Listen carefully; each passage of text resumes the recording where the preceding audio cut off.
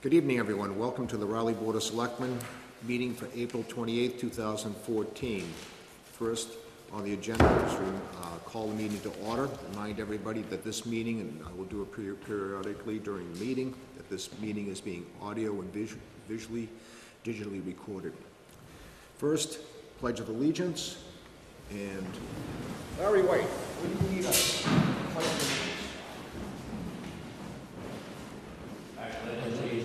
To the flag of the United States of America and to the republic for which it stands, one nation, under God, indivisible, with liberty and justice for all. Thank you, Mr. Chairman.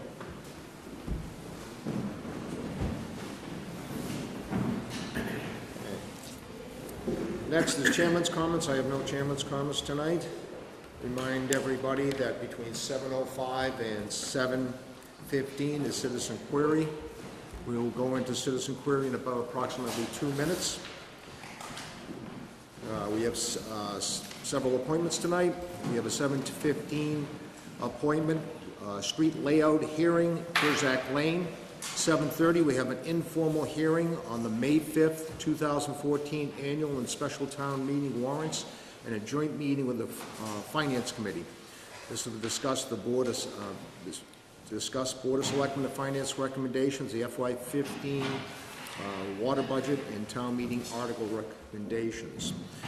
Also, at 8:15, we have a public hearing, liquor license transfer, Raleigh Golf Club, LLC, Raleigh Golf Club. And we'll move right from this, and a few minutes before we go into our first appointment, so in about 1 minute, again, we will start citizen query. So we'll go into general business. General business first. First on the agenda is antique junk license renewals.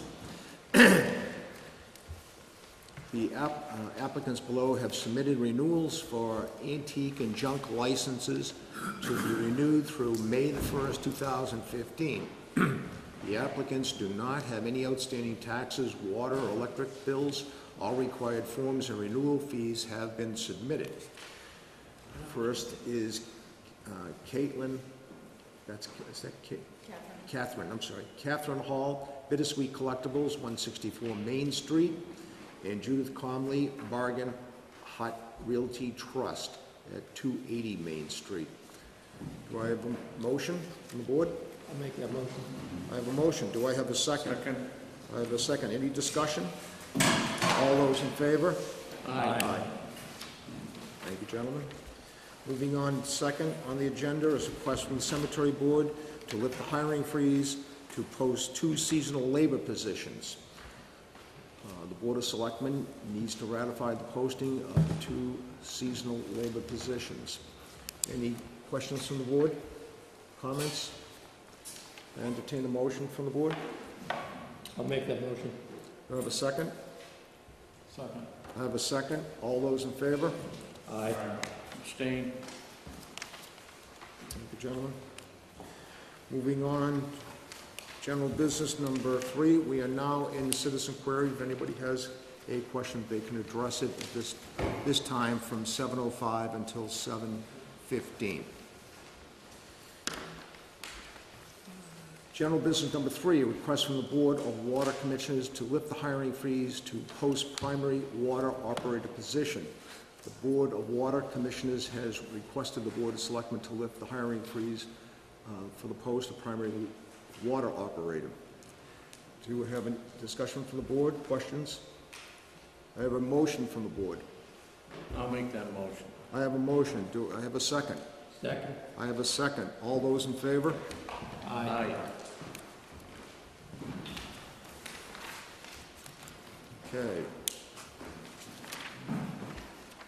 As people come in, I just want to remind everybody that this meeting is being audio and digitally recorded. Okay. I'll do that periodically through the evening. General business number 4, request the Board of Water Commissioners to lift the hiring freeze for a post-seasonal labor position. Any discussion from the board? Do I have a motion? I have a motion. Do I have a second? Second. I have a second. All those in favor? Aye. Thank you, gentlemen. Moving on. General business number 5, letter from the Ipswich American Legion Post 80 Annual Puppy Drive. A letter has been received from the Ipswich American Legion Post number 80 advising the Board of Selectmen that the annual puppy drive will be held May 16th through 18th, 2014 at the Market Basket Supermarket, 275 Newburyport Turnpike. There is no motion needed because the puppy drive is being held on private property. We wish them well on the drive. Moving on to general business number 6, signed annual town warrant, town election warrants.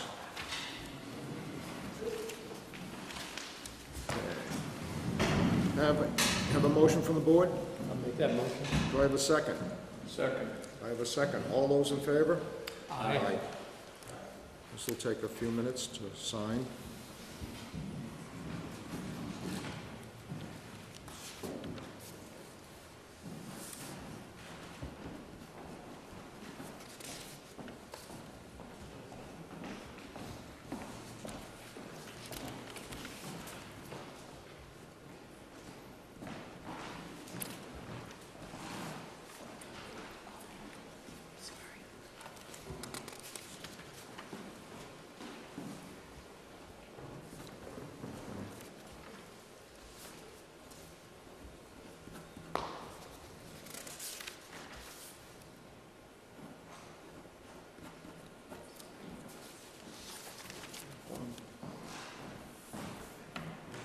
Remind everybody as they're coming in that this, again, that this meeting is being audio and digitally recorded.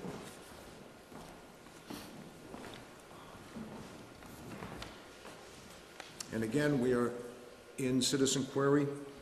We will be, it is now 7:09, we'll be for another 6 minutes.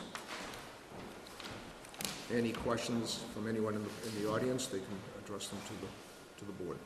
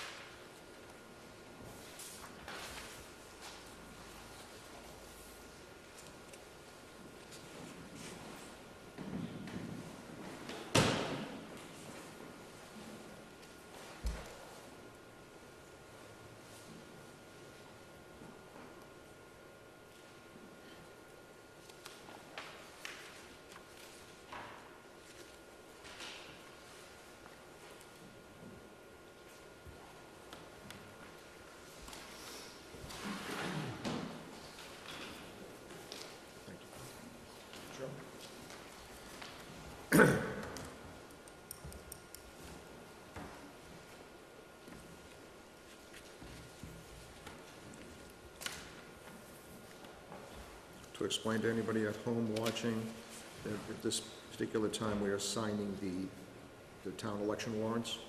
It takes a few minutes.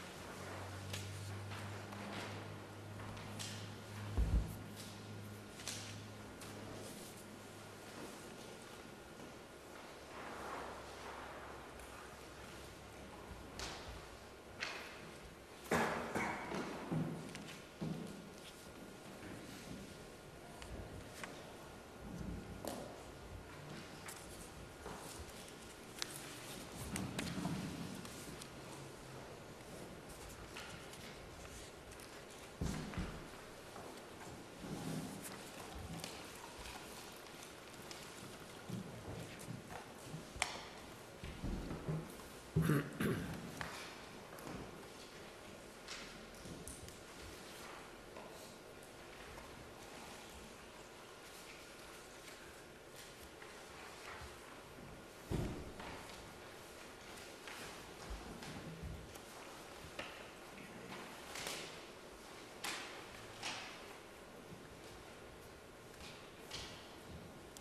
to remind anybody at home, we were signing the town election warrants.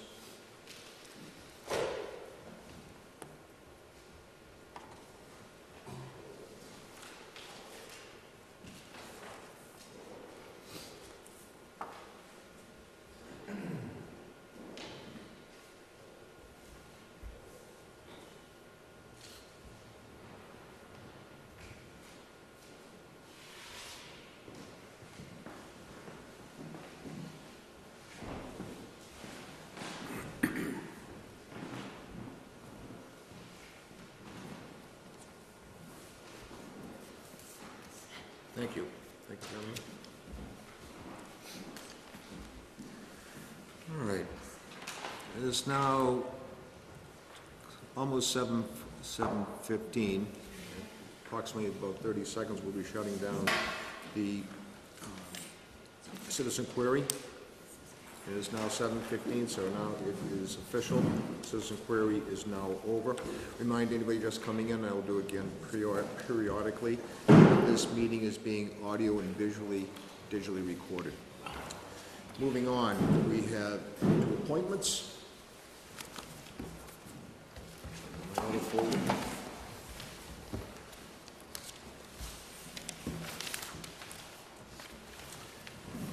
Again, we have a 7:15 street layout for Gerzak Lane. First, I have to read the notice.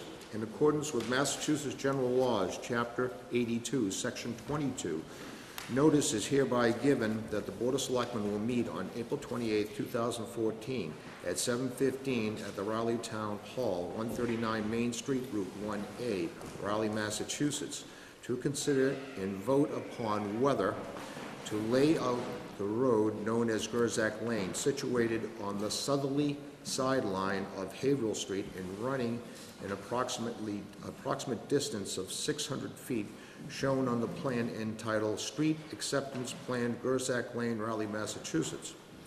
This being the roadway shown on the plan entitled Definite Plan, recorded with Essex South Registry of Deeds as Plan 6 in Plan Book 348, and to authorize the Board of Selectmen to acquire by gift, deed, or eminent domain the land, easements, and rights therein, or take any other action relative thereto. The street acceptance plan for Gerzak Lane is available for review in the town office of the town clerk, April 15th, 2014. A call from motion to open the street layout hearing. Make that motion. I have a motion. Do I have a second? I have a second. Any discussion from the board? All those in favor? Aye. Okay, the board reviews the Mylar plan prepared by Larry Graham.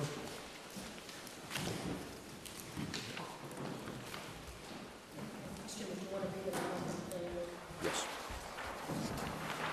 And honorable board members, this is from the planning board. Gerzak Lane, Sheehan Estates, as built in street acceptance, date April 24th, 2014, C.C. Deborah Egan, Town Administrator. At its special meeting on April 22nd, 2014, the Planning Board reviewed the as-built record plans submitted by H.L. Graham and Associates, dated April 10th, 2014, and voted 4-1 in favor of the endorse the plan. The signed plan is on the file in the planning office.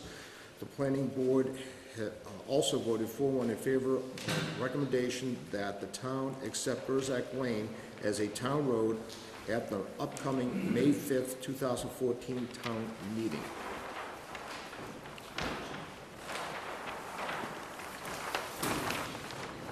Mr. Chairman, we have Town Planner Kirk Baker is present, as well as the Vice Chairman of the Planning Board, Cliff Pierce.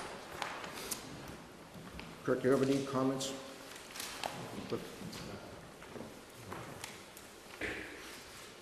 Any questions from the audience on Gerzak Lane?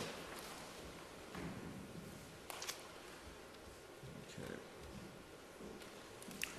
We will work on the remaining punch list items after town meeting. The town appropriated the remaining bond at the November 4th, 2013 special town meeting of $22,377. Call for a motion to lay out Gerzak Lane as a public way. Make that motion. Second. A second. All those in favor? Mr. Chairman, Any please, discussion? I Sorry. have a written motion Yes. that the board needs to approve. It's in your package. Okay. So last page. Joe, you made the motion. You can read this. I, Joseph Perry, move that Gerzak Lane, as described as follows, be laid out as a town way, and I further move that the town administrator be directed to promptly file with the town clerk a report of this layout of Gerzak Lane as a town way. That the private way known as Gerzak Lane, situated on the southerly side of Haverhill Street and running an approximate distance of 600 feet, shown on a plan entitled Street Acceptance Plan, Gerzak Lane, Raleigh, Mass. This being the roadway shown on a plan entitled Definitive Plan, recorded with the Essex South Registry of Deeds as Plan 6 in Plan Book 348, and to authorize the Board of Selectmen to acquire by gift, deed, or eminent domain the land, easements, and rights therein located with the above referenced Gerzak Lane. I have a motion. I have a second. All those in favor? Aye. Okay, you sign this? The board needs to sign that this evening. I need to post that.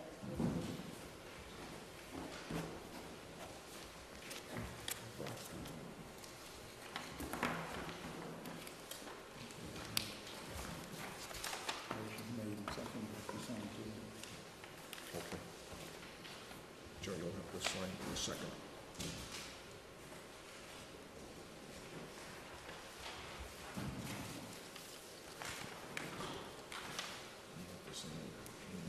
Second.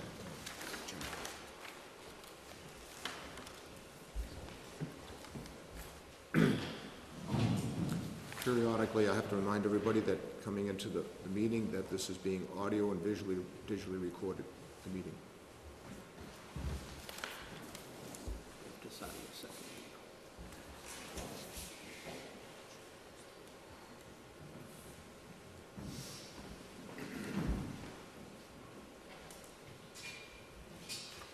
So, Mr. Chairman, while the board signs that, the next step will be at next Monday's town meeting to have this road accepted. And as soon as we do that, we will try to execute a deed with the developer. If we're not able to do that, we will proceed with an eminent domain taking from him. That all signed? Just make sure. Yes. Mr. Chairman, I make a motion that we close the hearing on Gerzak Lane. I have a motion to close the hearing. I'll second. I have a second. All those in favor? Aye. Hearing is closed.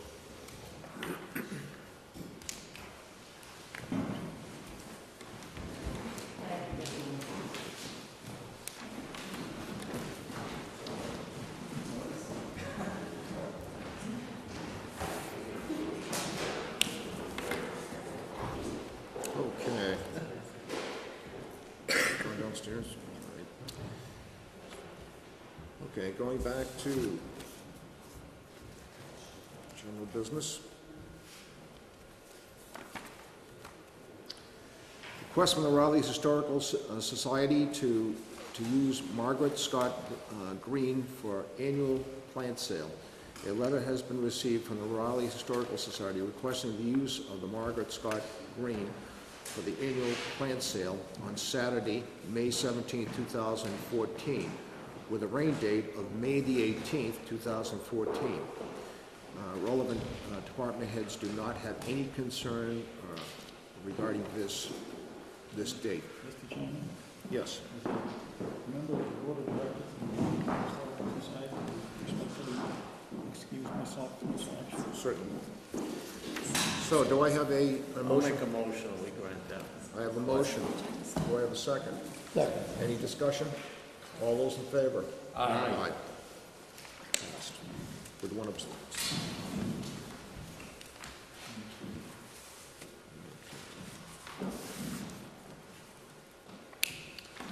Okay, moving on, general business, number 8, request from the Friends of the Public Library to place a book sale sign on the town property.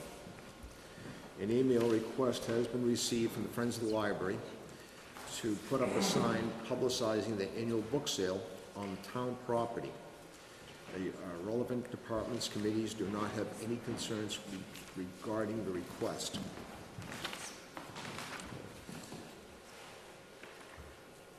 Do I have any discussion from the board? Do I have a motion from the board? I'll make that motion, we grant that request. Okay, look, one thing, the locations are the front of the library on Main Street, in the front of the town annex on Central Street, in front of the water department on Central Street, on the island 133 Bradford Street near the Bradford Tavern, on the island at the beginning of Railroad Avenue, on the island in the driveway at Harris Park. I have a motion and a second. Second, Dave. Second, Dave. All those in favor? Aye. Thank you, gentlemen.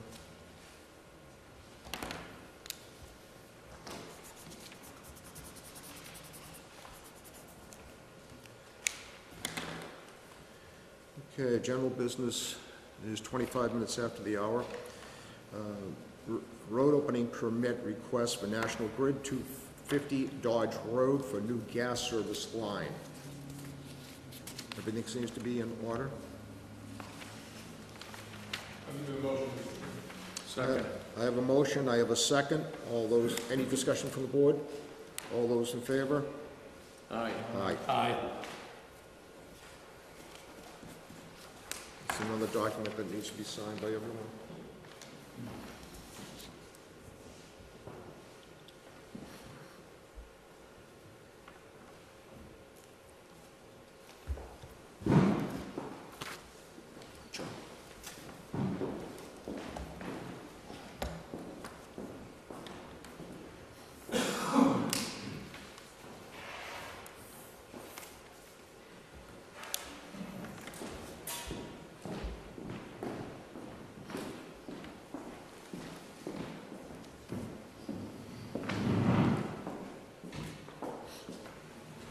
Remind anyone coming in right now that this meeting is being audio and digitally recorded.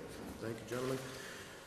Next on general business number 10, road opening permit request for National Grid 36 Cross Street for new gas line service. Do I have a motion? I'll make that motion. Second. I have a second. All those in favor? Aye.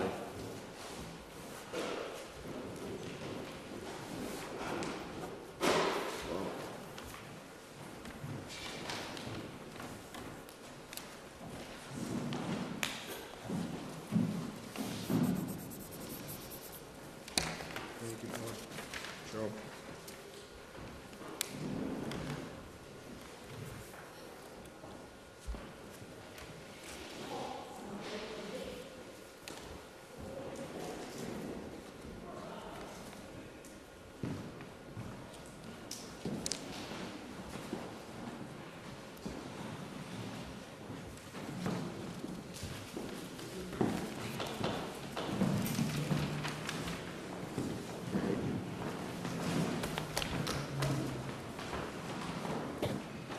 Joe? You deserve the seat up front, Joe. Our town moderator just came in, so we're welcoming her with a special seat up front.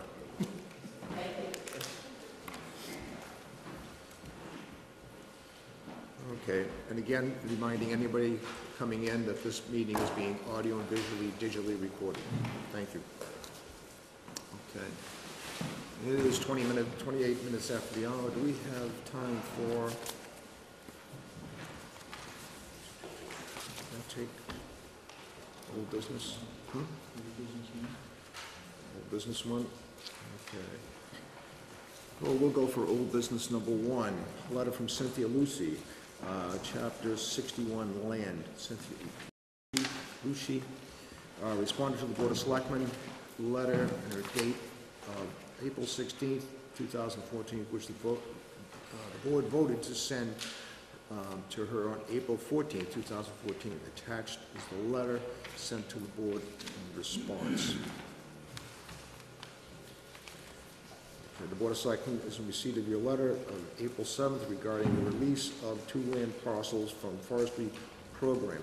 The letter doesn't indicate if the land is being converted or not. We kindly ask that you provide more information regarding intended use of the land in accordance with Chapter 61. Sincerely, Robert Snow, Chairman of the Board of Selectmen. In response, Cynthia Lucci of 141 Dodge Road sent a letter. The letter is in response to my request dated April 7, 2014 regarding the release of 2 parcels of land from the forestry program. I have obligation to continue providing care for the family member who is currently resides in the nursing home. Sincerely, Cynthia Lucci. Mr. Chairman, Yes. I recommend we deny this request. Attached is Chapter 61, Section 8, which is like the third or fourth page in the packet. About the third paragraph down, it says, any notice of intent to sell or other use should be accompanied by a statement of intent to sell or use of the proposed land, location, acres, etc. Further down the bottom of the page, any notice of intent to convert to other use shall be accompanied by a statement of intent to convert. And we obviously, at this point, have no information as to whether the land is going to be sold, what the intent is to use it for, and I would recommend that we deny this request at this time until we do it. Any other response from the board? Comments? Dave, is that in the motion? I'll make that a motion. Motion. I'll make a motion we deny this request. I'll second it. I have a second. Any discussion? All those in favor? Aye. Aye. It's now 7:30. I'll go to the other folder.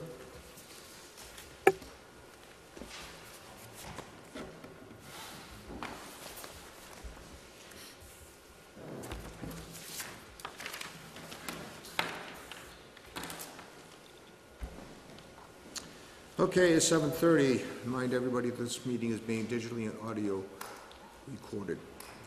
The informational hearing on May the 5th, 2014 annual town meeting and special town meeting warrants. The joint meeting with the Finance Committee discussed Board of Selectmen and the Finance Committee recommendations on the FY15 water budget and town meeting articles recommendations. Call for a motion to go into a joint meeting with the Finance Committee by a roll call vote. I'll make that motion. I have a motion. Do I have a second? Second. I have a second. All in favor of the roll call vote? Jack Alclo. Dave Peterson.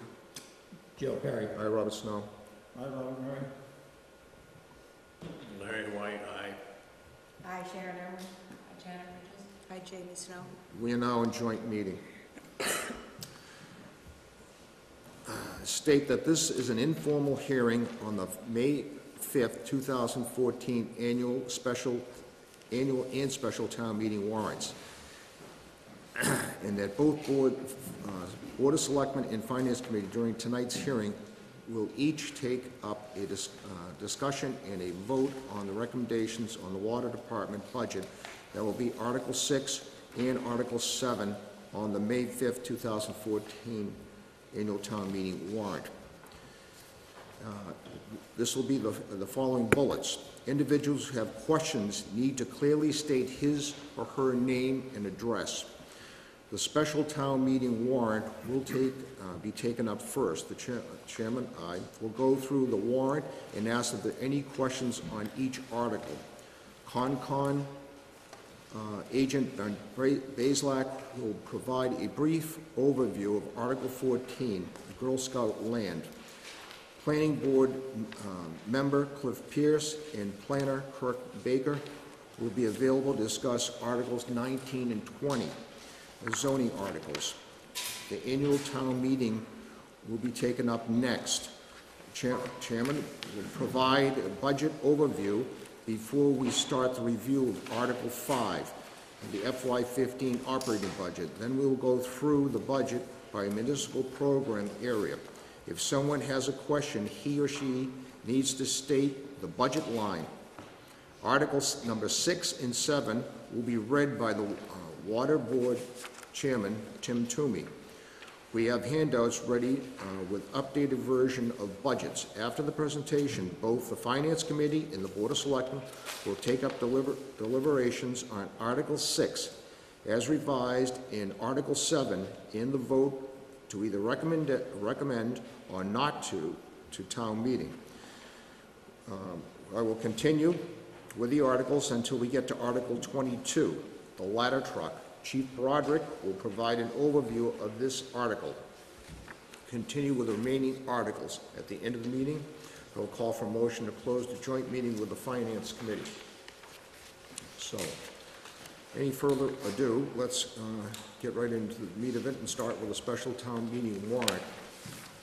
We'll go to Article 4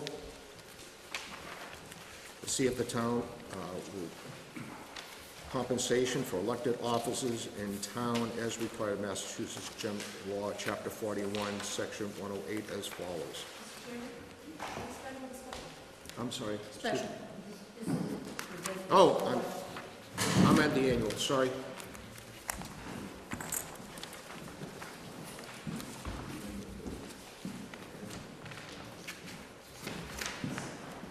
What did I do with them?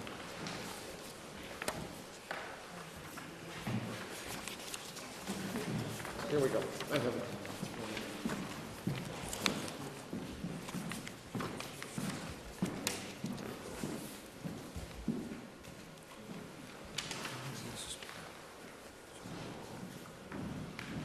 Okay, Article 4, the special town meeting warrant.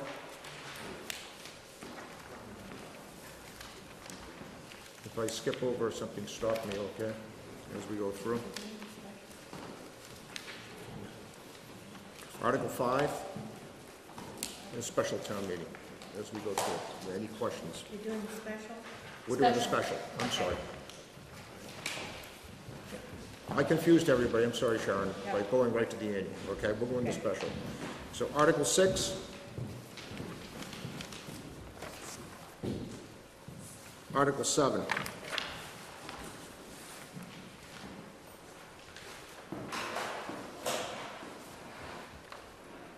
Article 8. Article 9.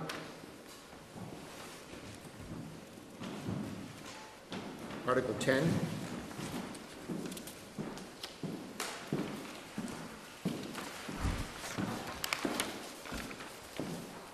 Article 11. Article 12. Article 13. Article 14. Oops, sorry. Okay. No, Article 14. Right?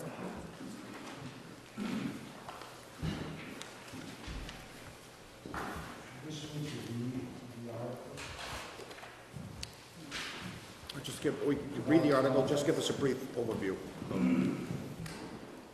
Article 14, the special town meeting warrant, is for the purchase and acquisition for the purposes of preservation and possible recreational use of the property known as the Girl Scout property, or I believe it's been known as Camp Pentecost in the town of Raleigh. It consists on record of 186 acres, but through GIS mapping from the assessor's office, we believe the extent of the acreage is 207 acres.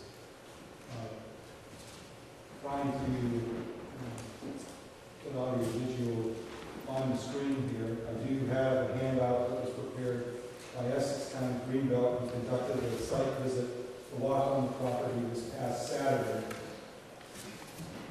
And basically, the small frontage on Weathersfield Street is not indicative of the extent and size and nature of this property, which is in the almost geographic center of the town of Raleigh, and extends with Batchelder Brook on the eastern side over to another wetland and stream system that is basically located behind the Raleigh Country Club, and also extends down to previously conserved properties on behind Harris Park, which is known as the Smith Lane Conservation Area, that had been previously given to the town by the Furley family, I believe.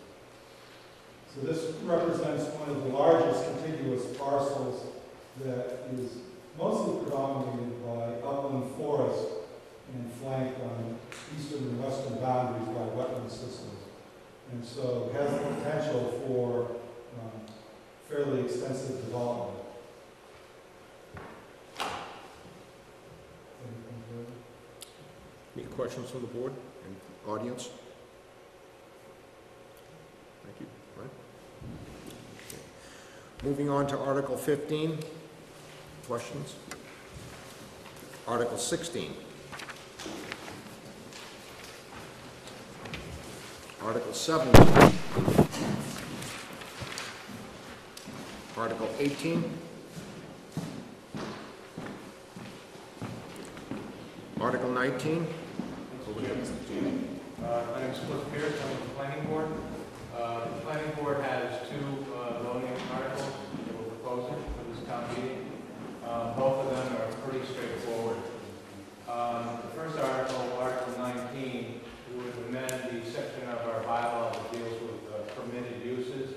And by that, I mean that addresses the types of businesses that are allowed in town. It would add two new categories of permitted uses. The first category would be health, fitness centers, and other indoor recreational facilities, not to exceed 20,000 square feet. These currently are not allowed by our bylaw, but this article would allow them in the retail district and the business-like industry district. The second new category would be medical marijuana dispensaries, which would be allowed by a special permit from the planning board in our retail district, which, for those of you who don't know, is more or less the area at the intersection of Route 1 and Route 133. I'd like to say a few words about medical marijuana dispensaries. A town under state law does not have the authority to entirely prohibit these types of businesses. However, we do have the authority to say in what sections of the town they should be located. And that's what this bylaw would do. It would allow these facilities to be located with a special permit in our retail district. The members of the planning board feel that this is the most appropriate location for these businesses because the use is primarily retail, and also because there are no churches or schools currently in the retail district. There's one day care center, and there's very few residences. So allowing these businesses in the retail district is not likely to create conflict with those other types of uses. The second article, Article 20, would amend our floodplain bylaw. Our floodplain zone is currently defined with reference to the floodplain maps issued by the Federal Emergency Management Agency. Recently, FEMA has gone through the process of updating the maps. I believe they're going to be effective in July of this year. So what we're doing with this article is simply to change our bylaw to reference the updated FEMA flood maps. And we're required to do this in order to comply with FEMA requirements. And that's basically all the articles. Yes. You've advertised on both of these? Yes. Okay.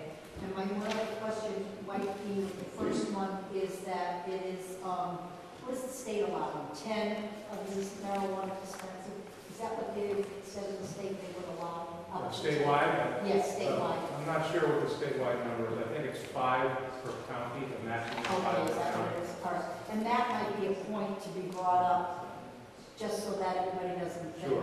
we're just, Yes, good point. anything like that. It's unlikely that we're going to get one of these. Oh.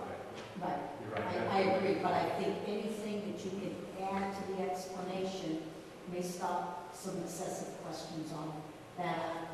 Sure. I think more than we'll have more questions. Yeah. Okay. Okay, thanks. Kurt, you have anything? Nothing? Okay. Just remind everybody, this is being audio and visually recorded. And if there's any questions, please state your name and your address. The other moderator. Okay, with that, that concludes the special. We'll go into the annual.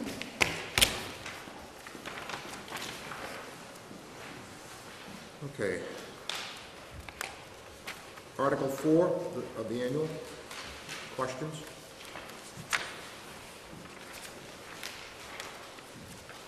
Article 5, go through each line.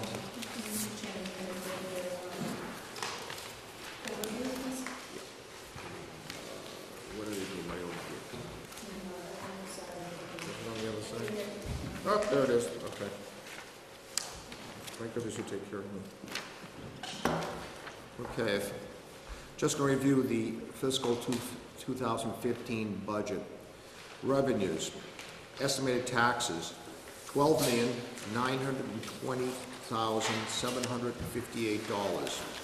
Estimated state aid, $637,067. Estimated local receipts, $1,306,479. Free cash, $700,000.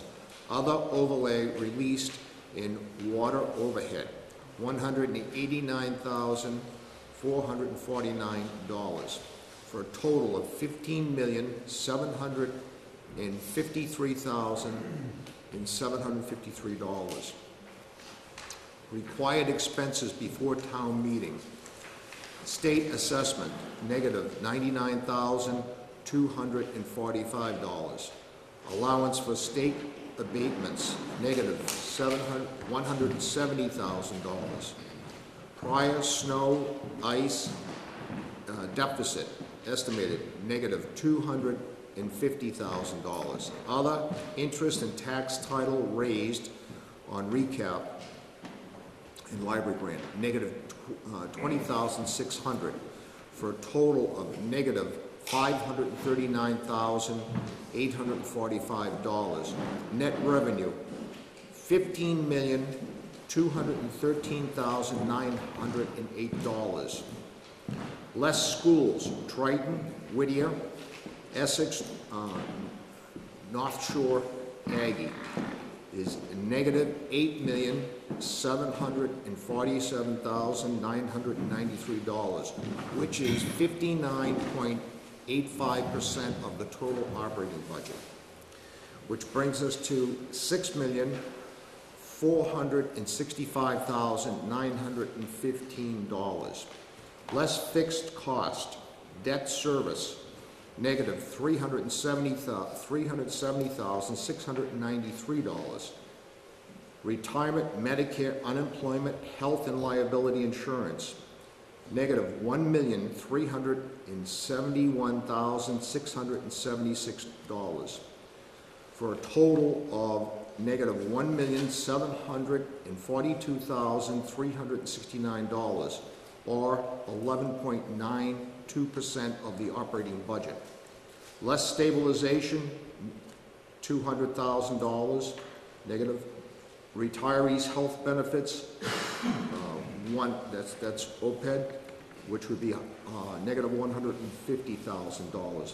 Balance remaining to fund the operating budget is $4,373,546. I would call this year, looking at the town budget, this is I would call it a bubble budget. We are, this is a bump, okay? This is a little unusual. We had a pretty good year with development around town with new buildings being put up. So again, I would call this a bubble budget. I think the town is in a good fiscal condition. Any comments from the board? Comments from the audience? Questions? Mr. Chairman, I'd Yes. like to publicly thank our fiscal team, who's worked very diligently on this budget, and came out with a very good job. Did an excellent job. Bob, you're quite right. And again, let's all thank the fiscal team for the many hours that we spent down in the selectman's office going over the budget diligently. And it is many, many hours that is put in to put this budget together. Again, the fiscal thank you so much for what you do. And many hours, and it shows here. Okay. Go back through each one of these. So, Mr. Chairman, as you described, we're going to go by the municipal program area. So if you want to just say this is the general government program area, General, which runs through lines 1 through, I believe, 57. And then you can read the subtotal and ask if anybody has any questions on lines 1 through 57, and then continue on in that fashion. okay. 1 through 57, any questions on the line items? Okay. Public safety.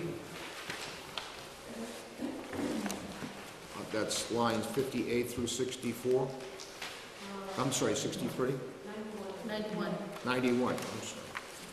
So that's on page 4 and 5 of the annual town meeting warrant. Okay. Yes, I'm sorry. Line 58 through 91.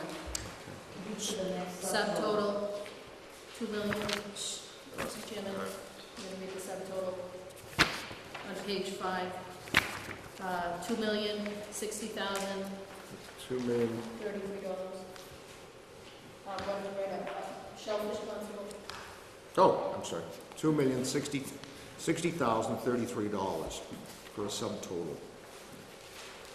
Schools, 92 through 96. Could I just make a comment Yes. on line 96? Is an additional line item for Essex North Shore Agricultural and Technical. That's normally off of the cherry sheet, and this figure is now being added to our school budget as a cost to the town. Thank you, Joe. For a total of $8,747,993. Next, public works, which will be from line 97 to 107. And that'll be for $546,932. Health and Human Services, from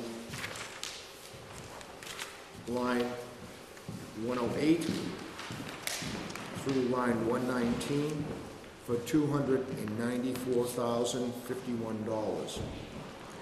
Recreation, again, stop me anytime you have a question. Recreation, Historic Raleigh Library, that is from line 120 to 129, it's $297,606. Debt, which is from 130 to line 151, is $370,693. Insurance, from 152 to 155, is $1,371,676. Any questions? For a grand total of $14,772,922. Any questions from anyone? Again, reminding everyone, just come in, that this meeting is being audio and visually recorded. And if you have a question, please state your name and address. Okay. Article 6.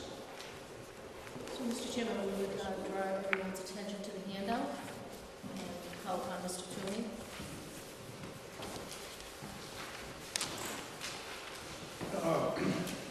Mr. Chairman, our budget wasn't ready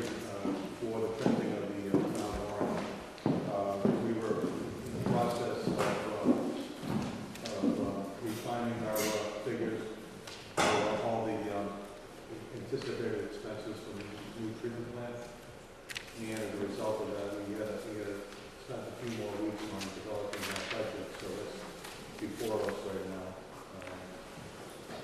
We feel that it's there's a lot of work that we're very confident that this is our expense for the fiscal year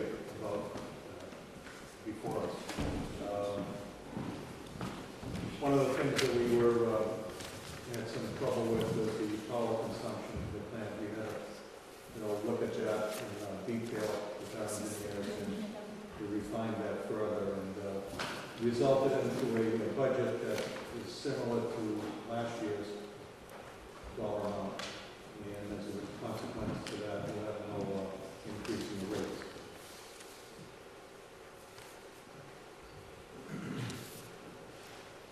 Any questions from the audience? Finance Board? Selectmen? I have a question on the new treatment plant expense.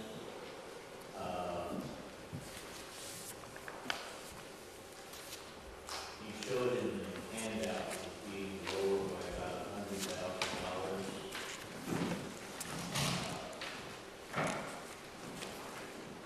Mainly in the maintenance treatment. Is that the electricity savings, or exactly what is This is going to the be... difference? Larry, I think I have to speak up because the echo across the room. Oh, okay. On the new treatment plant expense, in your handout, you have a maintenance treatment line 11 of $150,590. And when you presented the budget, it was $272,590. And I was just wondering if you could elaborate on the decrease there. Is that due to the electricity or exactly what is that?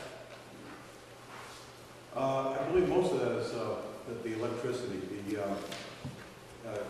When you have so many different mechanisms or electrical equipment in a plant like that, the tendency was initially to see if they were all working at one time. There would have been an electric bill would be like, I think it was like $260,000 but that was knocked down significantly. I think that's what accounts for that reduction from the initial budget that we put in. That was primarily the electrical expense. Okay. And on one of the other pages, let's see if I can find it.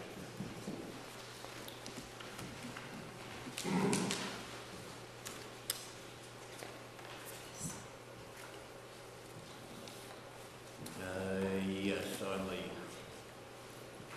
further on down on your handout, the Form 1 for the Water Department, you had a Medicare of $6,592. I know when we went over the budget during your presentation, there was a discrepancy between that and your spreadsheet. And I was just wondering, is that the correct number now, 6592? Larry, are you referring to line 33? Yes, yes.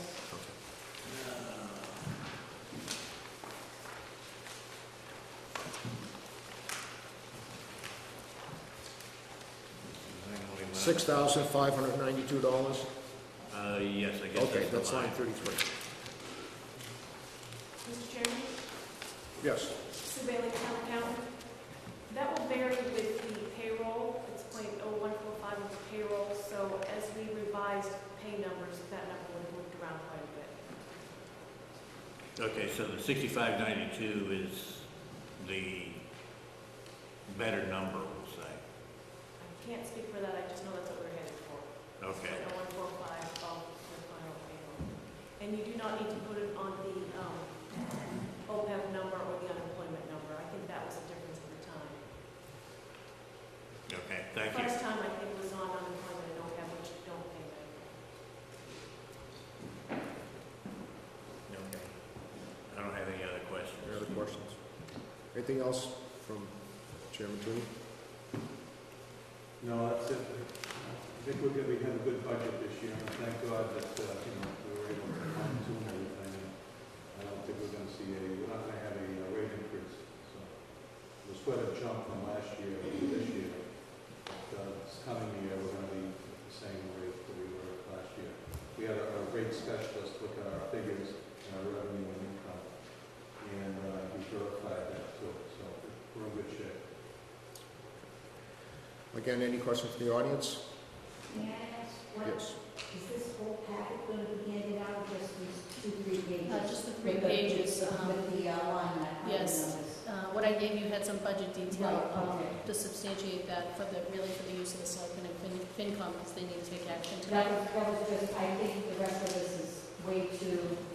That's right. Right, So, so- Madam Chairwoman, moderator, would this be okay then for you if we have this as a handout at town meeting, draw everybody's attention, and then when we read through Article I'll make 6, sure that everybody has. this. Chairman Toomey will go through this handout.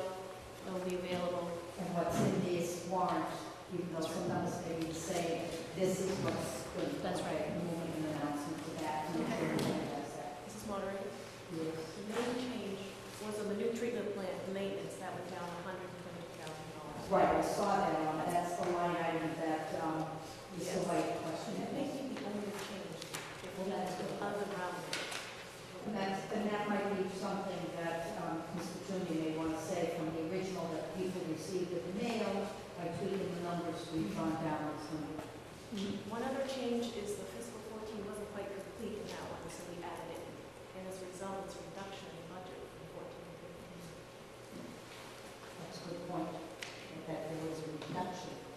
Because I think the water treatment plant has been, $10,000.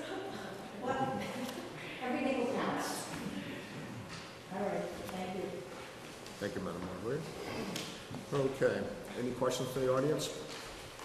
Any other I have a comments? question. Yes, Sarah? At previous meetings, you've discussed the fact that the discount is going to go to the end of the month. Is that going to happen? That's going to happen, but I don't know if do you feel that we should bring that up also? I mean, it could be an informational thing too. I mean, I could bring it up when I thought. That should go. Mr. Chairman, that was voted at the last water committee meeting, and it will be effective in the next fiscal year, starting with July 1st. Because the new bill's coming out, and they're not coming out on time. You don't have time to pay the bill and get the discount. I believe part of that is, we have had one billing cycle with the new company.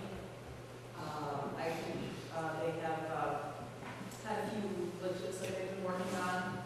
They're very responsive, if you call them up, if you ask them a question, they will get back to you. But I think, it's a transitional item. But that will be going to the end of the month, beginning of the new fiscal year. I just think that people will like to know that at town meeting. And I'd just like to remind everybody at home, if you see an envelope come to the house with Penachuk, please don't throw it away. It's your water bill. We've had a couple of people have accidentally thrown it into the waste. So, anyways, the deliberations between the finance and the board of selectmen on the budget, water budget, Article 6. Make a motion to recommend.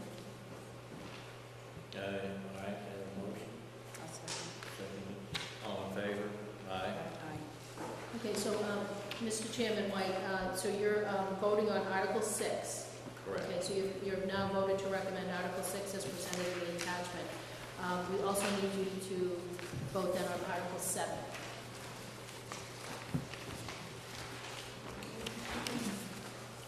That was where the Medicare was, the question came up in line 33. Are we voting on Article 6? Well, not yet. We can wait for that. Okay. Is there any discussion with that? Okay.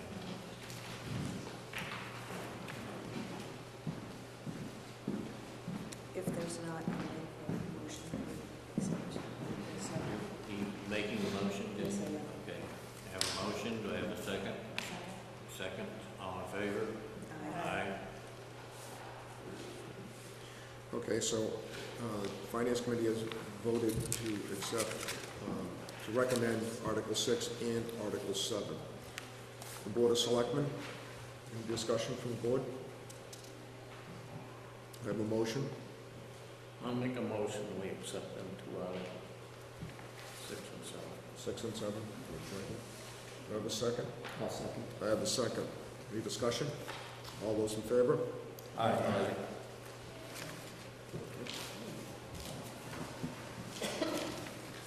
Okay, moving on. Where are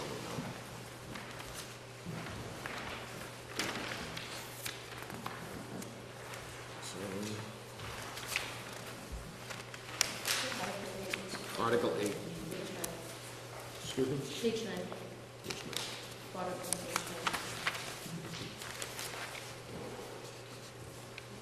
9. 9. Okay. Article 8. Let me just put 6 and 7. Any comments on Article 8? Discussion?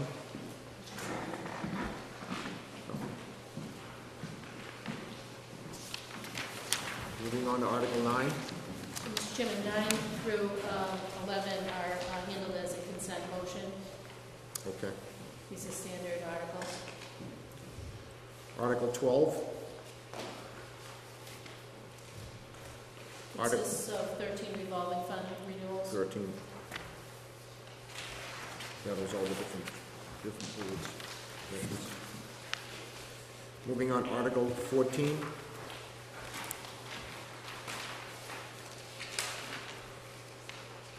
Article 15. Article 16. Article 17. Article 18. Article 19. 20. Article 20. Article 21. Article 22, brought up by Chief Broderick, an overview of the article.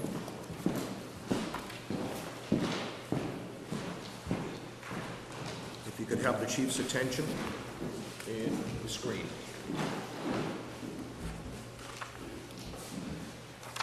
Mr. Chairman, we also have a handout that shows what the chief will be showing on the monitor. Yes.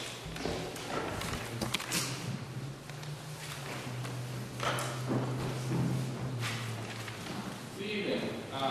Jim Broderick, Fire Chief of Town, and Article 22 has to deal with funding replacement for our ladder truck. The current one sits right here.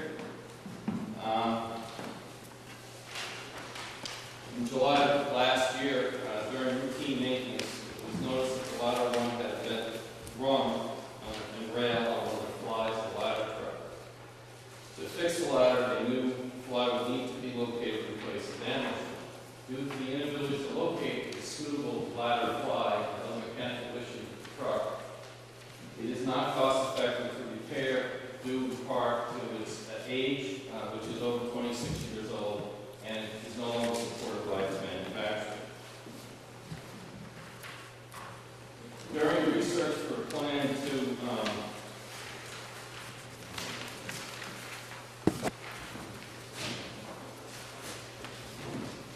that's an hour right there. The plan for to deal with the ladder was determined with minor modifications to the station. A newer, brand new truck could be placed into the station in a bay that had 11-foot doors. And if you've ever been to the fire station, the bay we're talking about is on the side where engine 3 currently sits. A new truck was also identified that would fit into the space and fit the community. All right, here's a little history of the ladder through the years. The first truck was the 1939 Sanford City Service that was placed bought from the town of Ipswich for a large sum of $1. It was placed in service somewhere around 1949.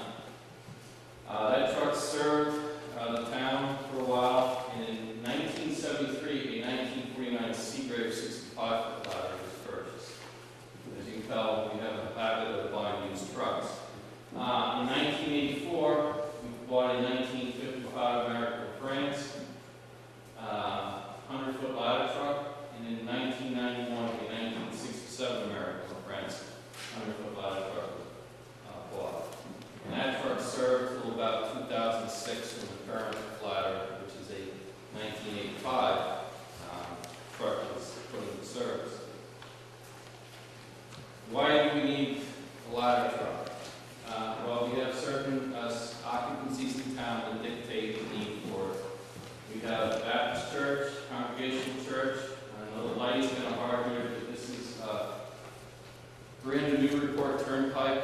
Some of you may know it as Yankee Village, for the old timers in town, and for the newer people, it's Raleigh Crossing, and that's out on Route 1. We did have a fire last summer, which is the current ladder was working at Town Hall, and we do have a lot of larger homes in town that aren't your typical 3-bedroom ranches. So those are the reasons that we need a truck. But currently, if we don't replace the ladder, we lose not only the aerial ladder, but the ground ladders that it does carry. Our engines each carry one 24-foot ground ladder and one 14-foot roof ladder.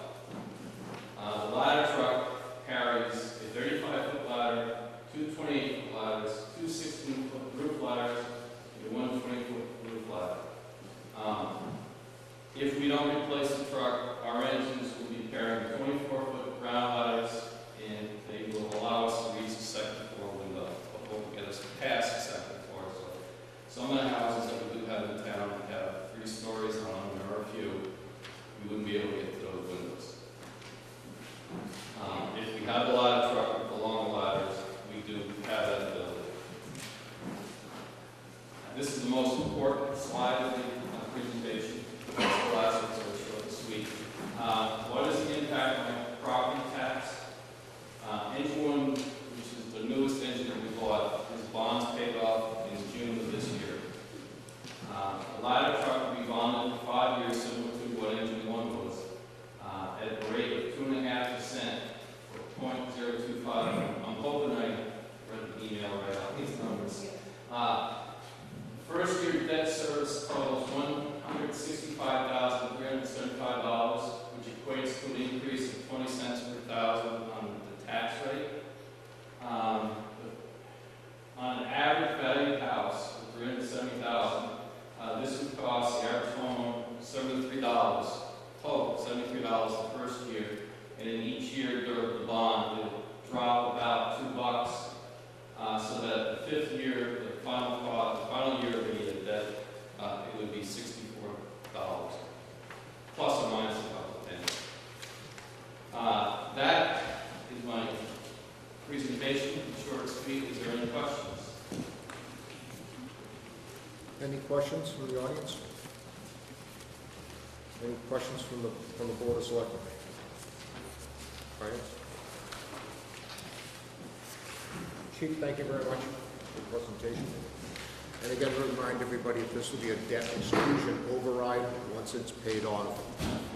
I could add, if anybody wants to come down to the station, look at the current one, we'll explain to you the problems. We're open Monday to Friday, 8 to 4. Come on down. Again, Chief, thank you very much for the presentation.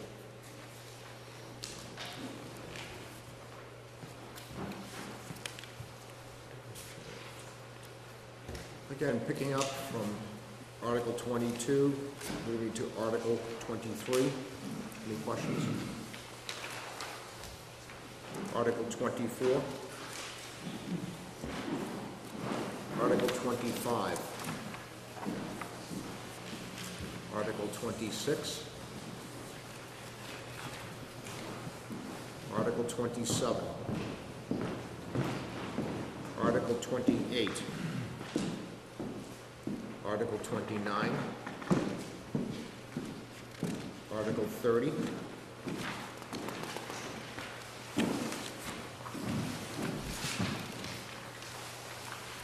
Article 31. That concludes the town warrant, only town warrant. I mean, special town warrant, annual. Any questions, again? None? Okay. Yes, Madam Moderator. On Article 30, Bob, would you mind taking over, because I am the moderator of Article 30, which means to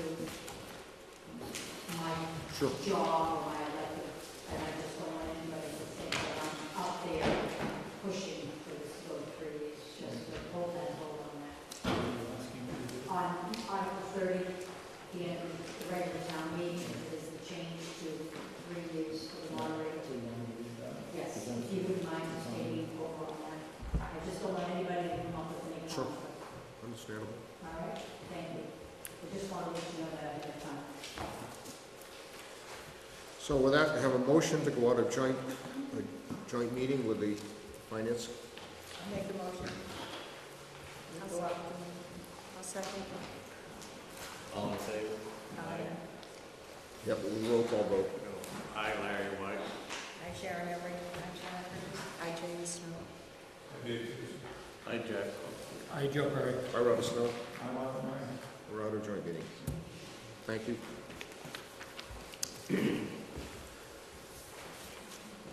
That concludes our presentation for the town meeting. The articles. So I'm going to thank everybody for coming tonight, all the town department heads. Great job, as always. And I want to thank the Finance Committee for being here tonight.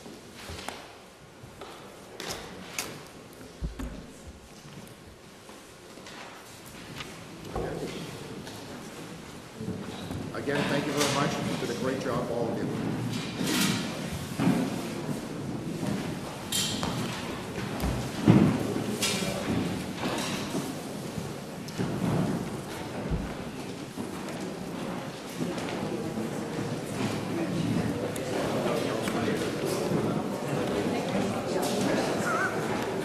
Yes, ma'am, come on.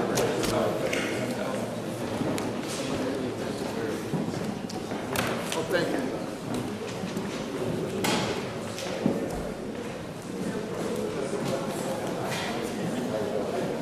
Give it a second for clear out.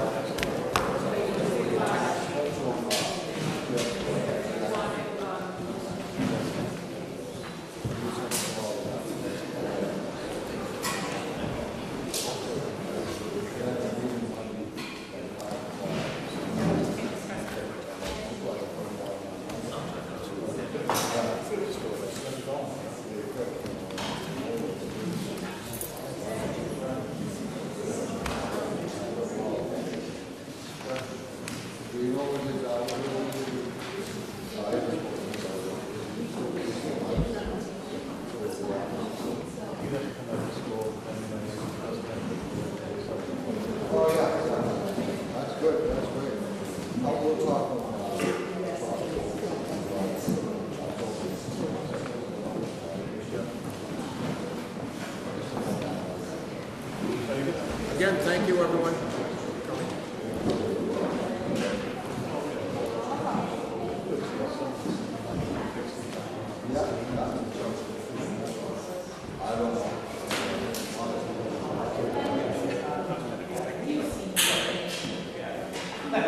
Somebody drop something? Piece of paper? Maybe just a...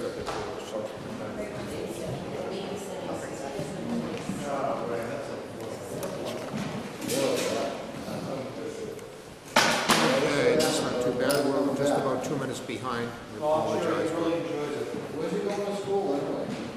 He got accepted at University of Maine. University of Maine?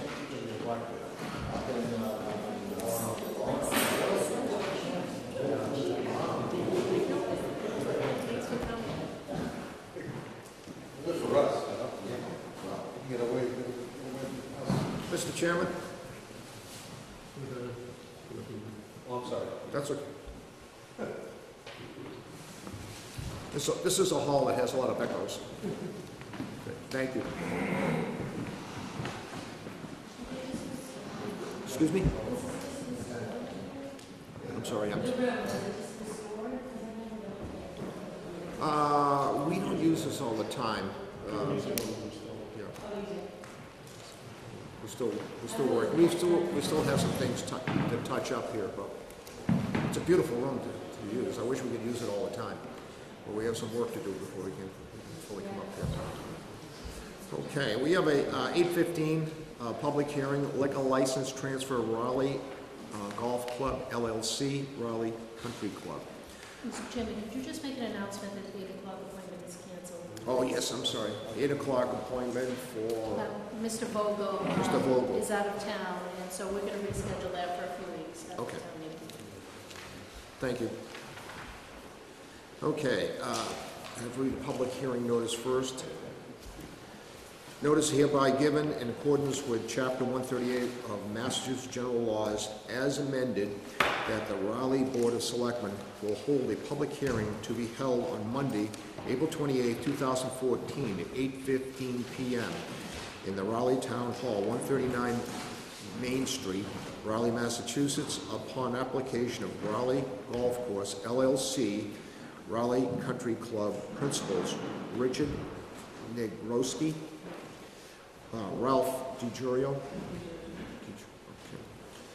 Thomas O'Connell, Anthony Messina, Jr., for a seasonal wine and malt beverage only restaurant liquor license. Business is located at 237 Dodge Road, consisting of a clubhouse with an indoor food service area with bar and table seating, and an outdoor deck seating capacity of 30 inside and approximately 50 on the deck. Anyone wishing to comment should attend the hearing. Written comments will be accepted. Robert Snow, Chairman, Raleigh Board of Selectmen. Mr. Chairman, I'd just like to announce that everybody that's here that hasn't signed in yet, would you please sign in? Thank you. Mr. Vice Chair. So has everybody signed in the appropriate sign-in sheet? Oh, yeah, okay, thank you.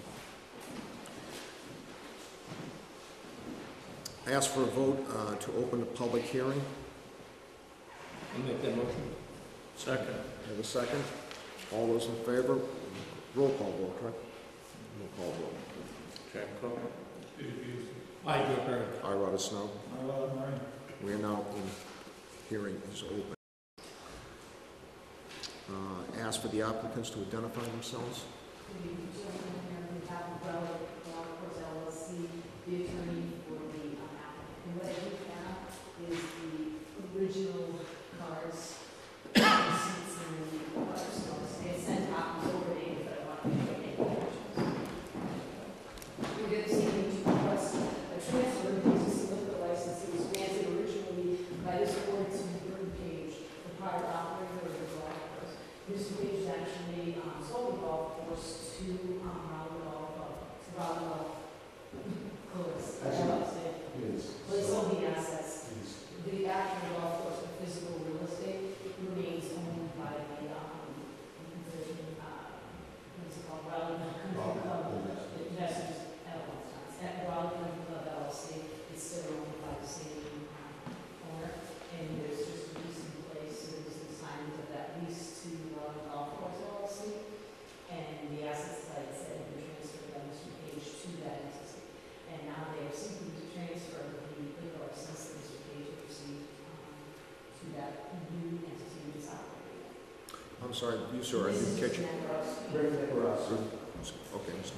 addition to that, what I did bring for this board was a copy of Mr. Negroski's SIP certification. He actually also got a CERT certification.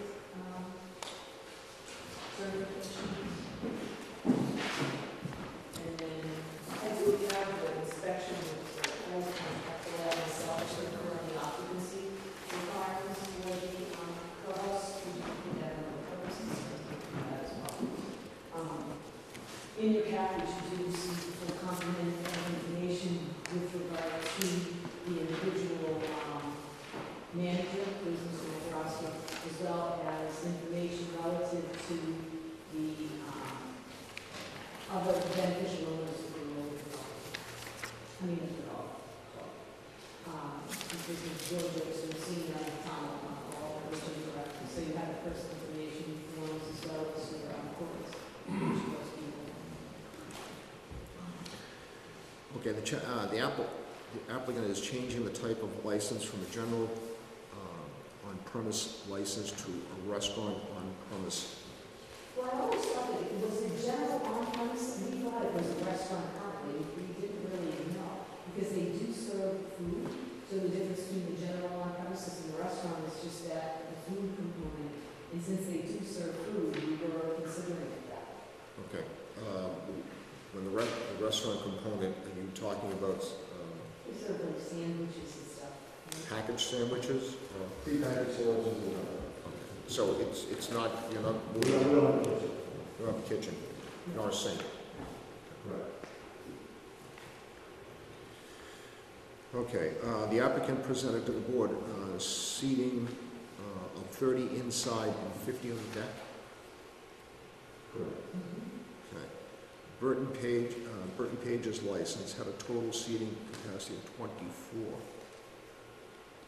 I don't think when he did it, he included the outside deck. I think he was just referring to this side. I honestly don't know because I didn't handle this application, but I do know what the actual deck can handle, and that's why we have that with us.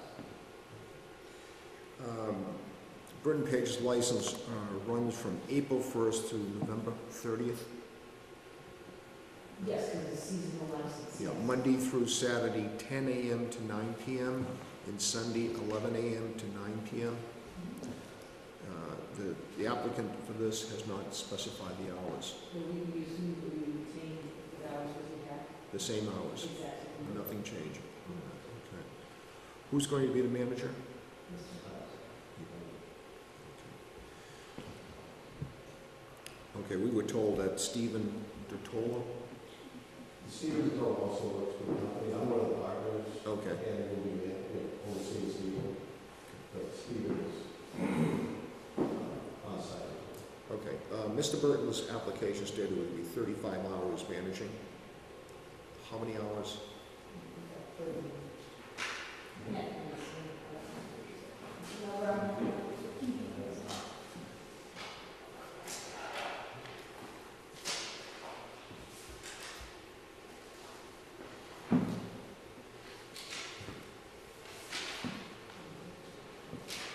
I thought I saw something about 20 hours managing.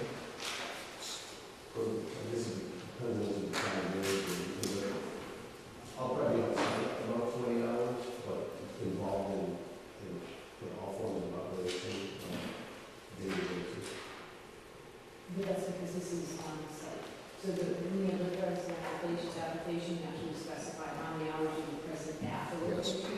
So he estimates that Steve told who also has his certifications is going to also be there overseeing some of the processes. But Rick is the person who's responsible for the license. What is Mr. Dottolo's title? General manager. General manager? But not the manager of the license. That responsibility would best solely be that person. So he'd be a part of the responsibilities. Any questions from the board? As I do recall, the hearing with Mr. Page, we did have a question about the total seating capacity. And he did state inside and outside of 24. He did, so now I did include the information with regard to the deck analysis actually, okay, this is easy. So I did actually provide, after I submitted the application, I had gotten a form for you about the outside deck, that one of the things I submitted. Outside,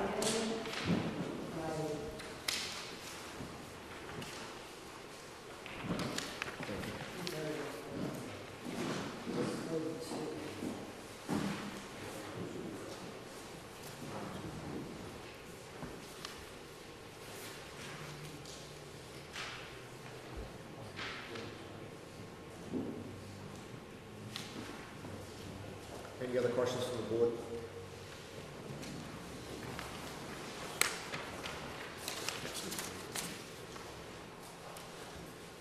Okay, I have, read a few letters here following town departments.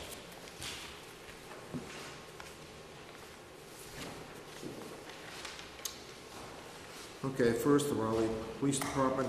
I was just reviewing this application. Again, I don't find any issues with the request to transfer the beer and wine license to new parties. I found nothing to indicate a change of conditions from the previous license holder, and the police have not experienced any significant issues with the operation of the establishment. Robert R. Barker, Chief of Police. From the fire department, from the fire department's perspective, developers have been meeting all benchmarks that have been established while the development is under construction. The security gate for the access road has not been installed yet. As for the clubhouse, the golf course, it has met all fire regulations for the it's one of those nights.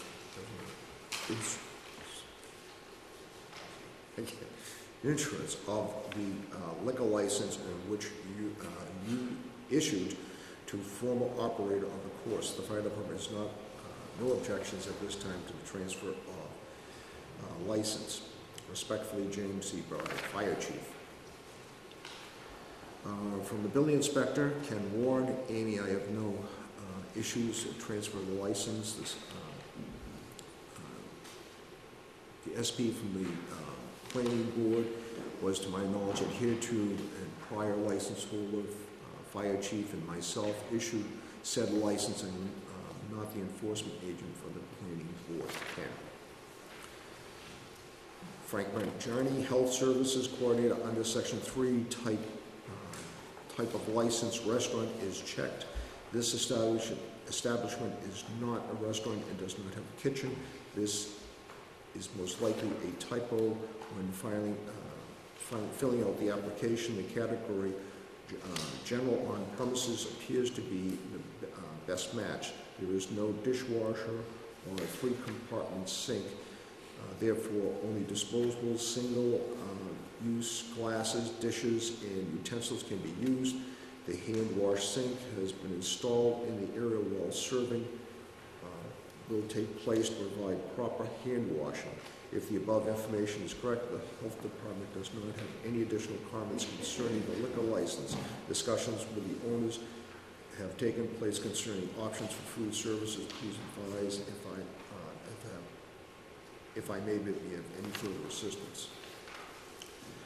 Moving on to the Conservation Commission agent, Brent Bazelak. At this time, the office has not identified any issues or concerns, although this office did not receive accompanying plan and application documents. Our understanding is the property is that the activity is slated to occur within the existing structure labeled Pro Shop, which is located within the property subject to the conservation restriction. CR recorded on October 29, 2013. Based on information received to date, the proposal is consistent with the CR and not subject to regulation by the Raleigh Conservation Commission. Brent Bazelak, Conservation Agent. Mr. Chairman, we have a memo from the planning board. Yes. And we do have the planning board vice chairman, Clifford Pierce, is here, and town planner, Kurt Baker. Get to that. Honorable Board of Selectmen, this is from the planning board. This is the subject, liquor transfer license, Raleigh Country Club. At its April 22nd, 2014 meeting, the planning board, at the request of the Board of Selectmen, discussed the liquor license transfer application for Raleigh Country Club. The license application states that Burton Page, the current licensee, seeks to transfer the license to the Raleigh Country Club LLC. The applicant is seeking a restaurant, wine, and malt only type ABC license for the existing clubhouse facilities located at 237 Dodge Road, which consists of a 1,500 square foot floor area with a 30-person indoor capacity and 50-person capacity for the outdoor deck. Since the liquor license transfer application is for a transfer in the ownership of its use, but purposes not change to either the use itself or the site layout, this application will have no impact on the site plan review or special permit approvals. However, the consideration by the Board of Selectmen as part of the review of the liquor license, planning board highlights the following concerns. The planning board is concerned about the close proximity of the outdoor deck and the residential homes in the area, including the new condominium units, and the impact of the use of the deck as an outdoor area with use of alcoholic beverages as served. The applicant should specify the hours during which the alcohol will be served.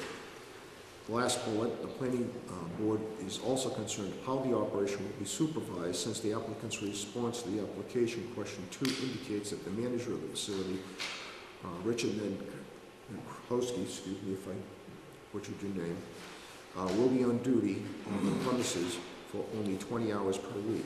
How do the manager's hours compare with the hours of operation for food and beverage services? I think we just addressed those 3 concerns. Anything from the planning board? Well, I don't think we addressed the first concern, which would be the noise levels that we expect to be generated by the use of the deck and outdoor dining area with 50 people, considering the fact that the residences are pretty close to the side.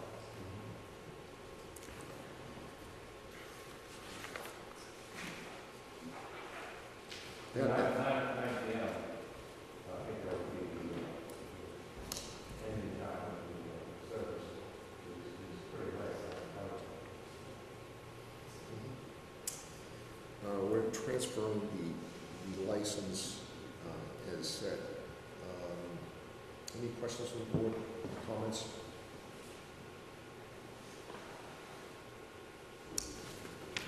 Could we ask for a comment from the applicants?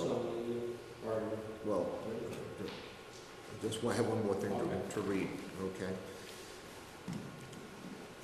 I have one more thing to read. This is from Nicole and Chris Thornton. Nicole? Okay, this is sent to the Raleigh Board of Selectmen.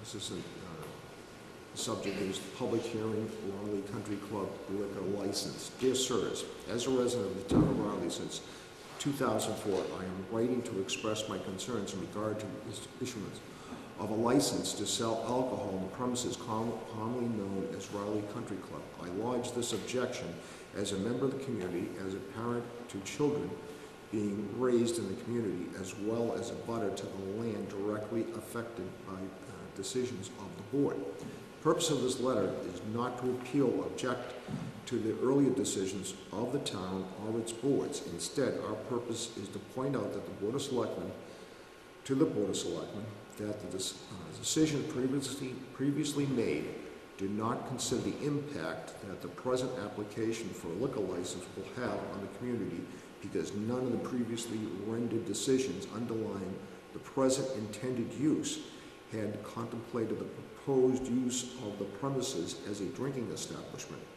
When reaching its determination, I asked the board to consider the many concessions that the town had already made to allow the property to develop as currently permitted, per the application filed by the petitioner. It is requesting a license to sell beer and wine as an accessory concession offered in conjunction with the primary business purpose, the operation of the public 9-hole golf course. It should be noted that the applicant has never held a liquor license in the town of Raleigh, and that its predecessors have never held a similar license. The decision to grant the license to sell alcohol on the subject premises should be considered in the context of those decisions made by the town through its various boards relative to the development of the land. It should be noted that before any of the current permitting was possible, it was necessary that the town amended zoning bylaws, especially the open space residential development, OSRD, provisions of the bylaw was amended to allow the use of a golf course to be considered passive use pursuant thereto. Until amendment, passive use was characterized as undisturbed natural conditions or development to assure its use as an area of passive recreation or visual amenities. The definition adopted by the town in 2006 to include operation of a golf course was intended for the sole purpose benefit of the owner of the Raleigh Country Club.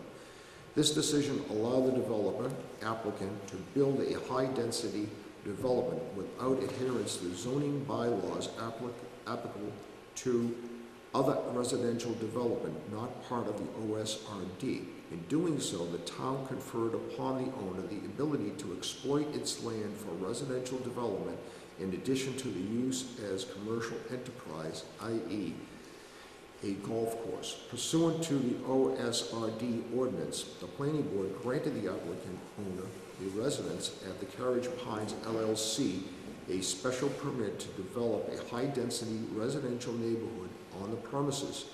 In awarding the special permit, the planning board made a finding that the proposed use is in harmony and is compatible and appropriate with the site, and that the district in which it is located and that of the use of the proposed to be developed and operated shall not adversely impact the neighborhood, abutting properties and districts. When reaching its determination, the planning board was not asked to weigh the impact of issuance of a liquor license to the intended use. Because the matter is therefore a matter for first impression, the board should once again consider the standards by which its colleagues and associates on other boards have applied when the application is to grant a seasonal liquor license is reviewed and considered.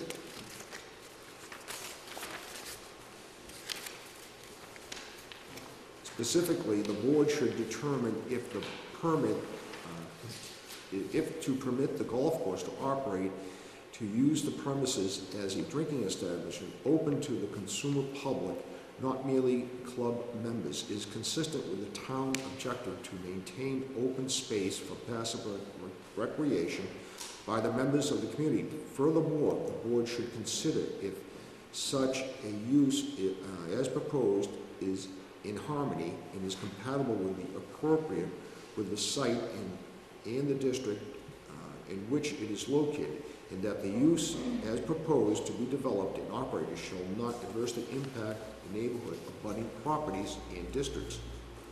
From my perspective, as a resident of the town of Riley, as well as an abutter to the subject premises, we strongly assert that such use would expend the specificity of the game of golf to the very different activity altogether. Further,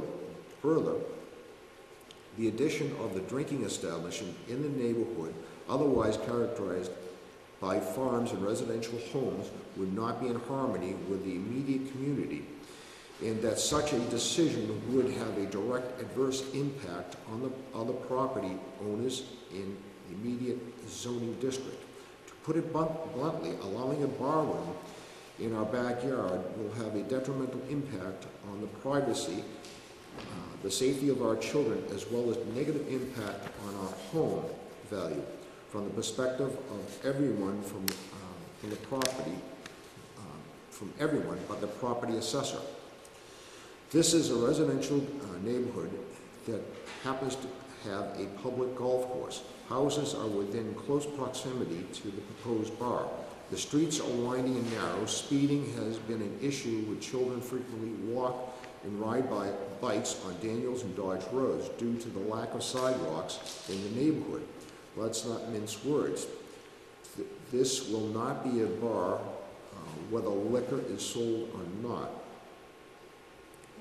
I'm sorry, this will be a bar whether, I'm sorry, excuse me. This will be a bar whether liquor is sold or not. It is a place to gather and drink alcohol and may have a light snack.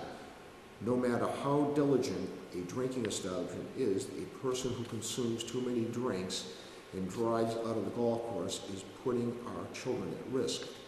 There are several golf courses on the North Shore that operate effectively without serving alcohol. One of the most notable is the Meadow at Peabody, which was ranked as one of the top 10 golf courses in Massachusetts. These courses advertise a family-friendly environment. One important distinction with those courses that do serve beer and wine is their location. They do not have residential homes within 100 feet of the club. We would argue that these golf courses have sprawling land where the golf course is situated in the middle of the land. similar to the structure that is scheduled to be demolished in the RCC. An additional note must be made that the current developer has chosen to remove the current structure to allow more housing, and could be argued that he chose to remove it so that its proximately, excuse me, some more. You're familiar with it, right? Excuse me? You're familiar with it, right? Yes. Would not be close to potential buyers to deter them from wanting to buy.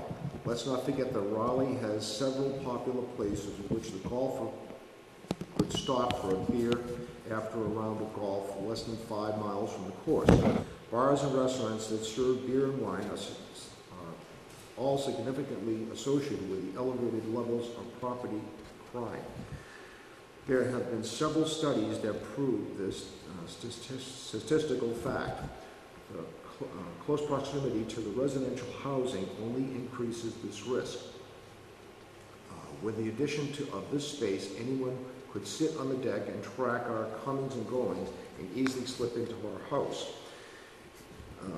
Being lubricated by a few beers would only make it more inviting. On a personal level, we have all huge hits in our property values in the last several years. Houses in this neighborhood are selling for plus 20% less than they were 8 years ago. The proximity to this establishment, if allowed to serve alcohol, would decrease our property value even more. This is a neighborhood that attracts young families. Any potential home buyer that looked into our backyards and saw a drinking establishment would potentially be turned off.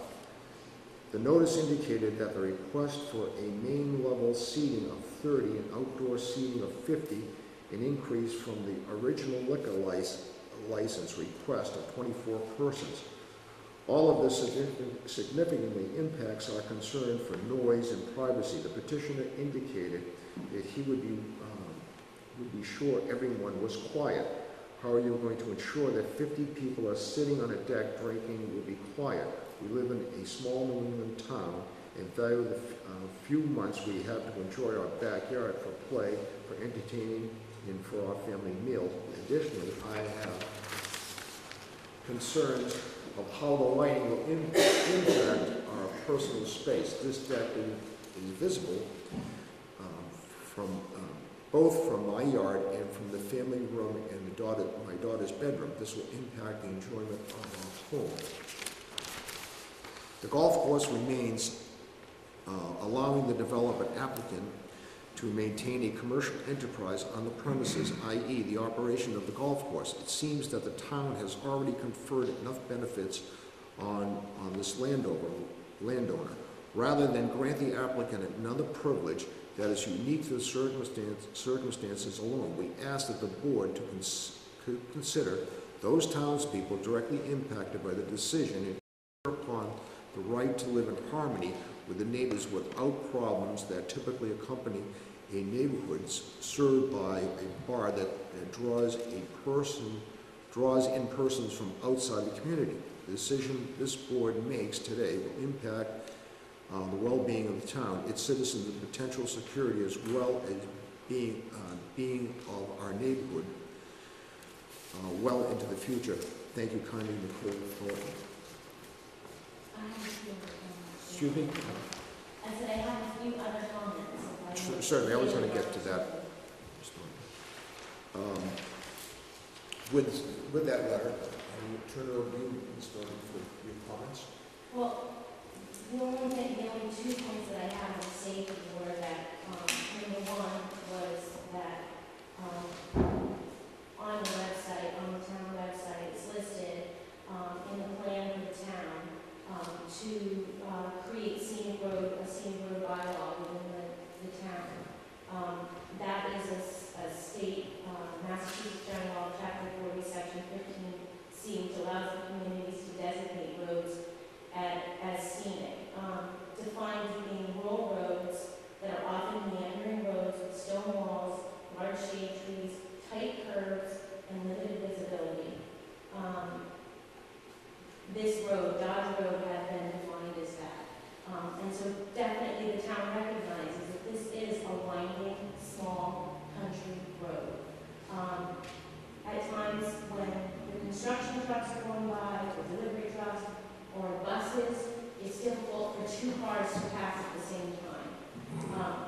people on the road, that becomes even more difficult. We have a lot of dog walkers, so from a safety perspective, I ask that you also consider that as well. Secondly, I contacted the ABCC today to find out information about why, other than, not paying your taxes or having a felony associated with a person requesting the license, what are the other reasons why the ABCC would not overturn if the local licensing committee were to turn it down? I know that last time when we were here, actually downstairs, your response was, whether we choose to do it or not, you're going to appeal it, and the ABC will overturn our appeal and will have to pay for an attorney, which I disagree with that as being a reason for not, for listening to a resident and considering what the benefit of the town is. However, under Massachusetts General Laws, Chapter 138, Section 12, it states that the local licensing authorities may refuse to grant licenses under this section in certain geographical areas of the respective cities or towns where the character of the neighborhood may warrant such refusal.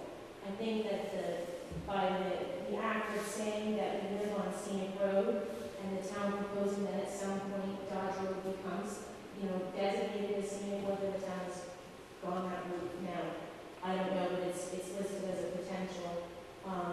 You're acknowledging that this is a neighborhood with character that warrants, such a thing. It's also residential. I know that in the last meeting also, one of your arguments was, the board's arguments was, this has been there all along because there was always a golf course here. Well, the neighborhood has changed drastically in the last 10 years. With the addition of the 30-some-odd condominiums alone that have been added into that small area, there's an increase in traffic. We do have a speeding issue. We do have more development that is planned in our neighborhood. We know that there's also 40B that's going to be going up that's only going to make the traffic problem more difficult on our street. So I beg you to please reconsider your decision to make this happen this time. I really do believe that even if it is overturned, if it is appealed, that the ABCC would back up on your decision just based on the fact of the location alone and the proximity to my home and to many of the other residents' homes in the area. And that's all I have to say. Thank you, Ms. Stone. Board have any comments? Mr. Chairman, I think the issue for me here is the increase in capacity. And I think the history of the golf course is that the nine-hole golf course going back 40, 50 years, maybe more. It had a restaurant with a function hall, with a full liquor license for most of the 40 years I've been in town.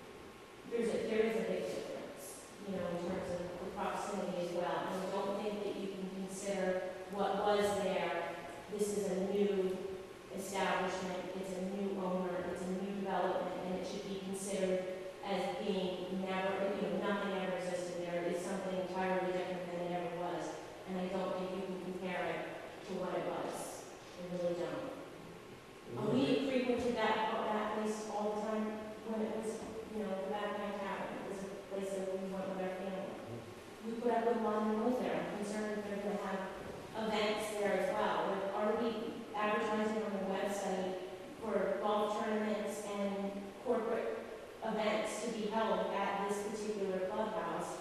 And the next thing you know, they're gonna have a band out there or announcements going on in our backyard during the day.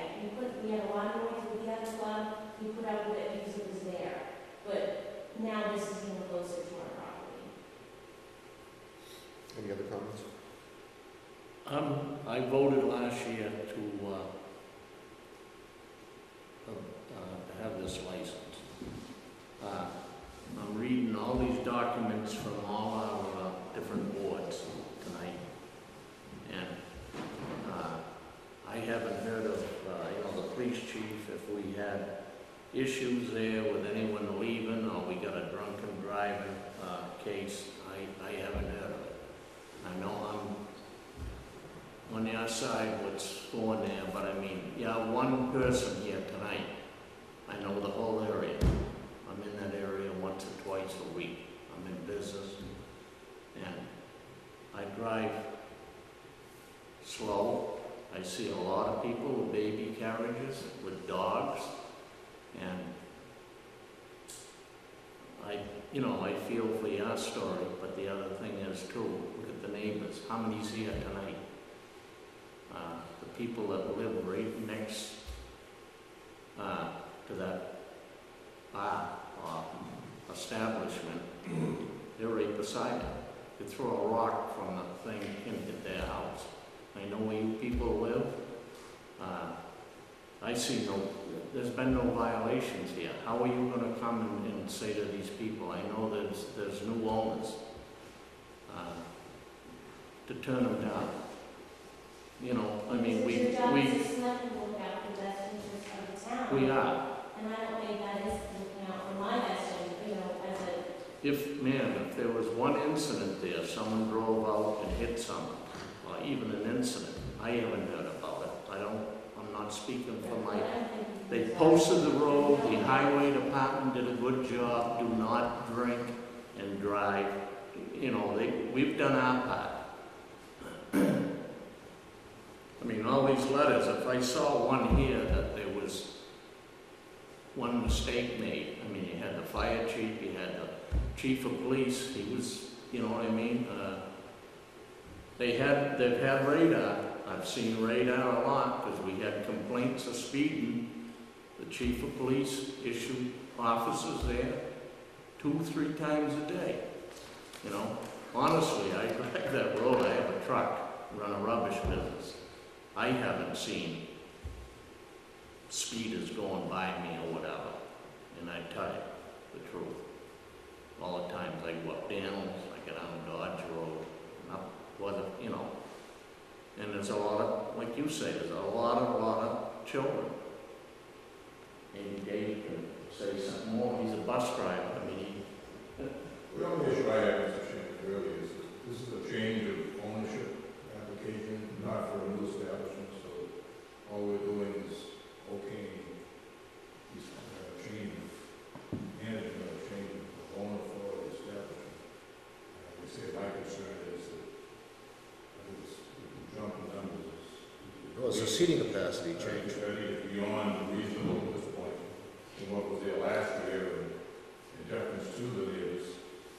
I know that this is one was here last year, and I specifically for not having any club there. That's why I was concerned about what the history was in the past year. But I think the history of the property is such that I think that if the owners themselves and the management are satisfied with that change of management and a reduction in numbers, other license would certainly deferential to the neighborhood, and when we go, monitor going forward, in the next year, there's not going to be construction, it's going to be pretty well over. It's really wound down, the construction really is not an issue for this year anyway. I don't know what the satisfactory reduction in numbers might be to the owners, maybe they could manage, maybe they could give us some indication of what they might be willing to accept.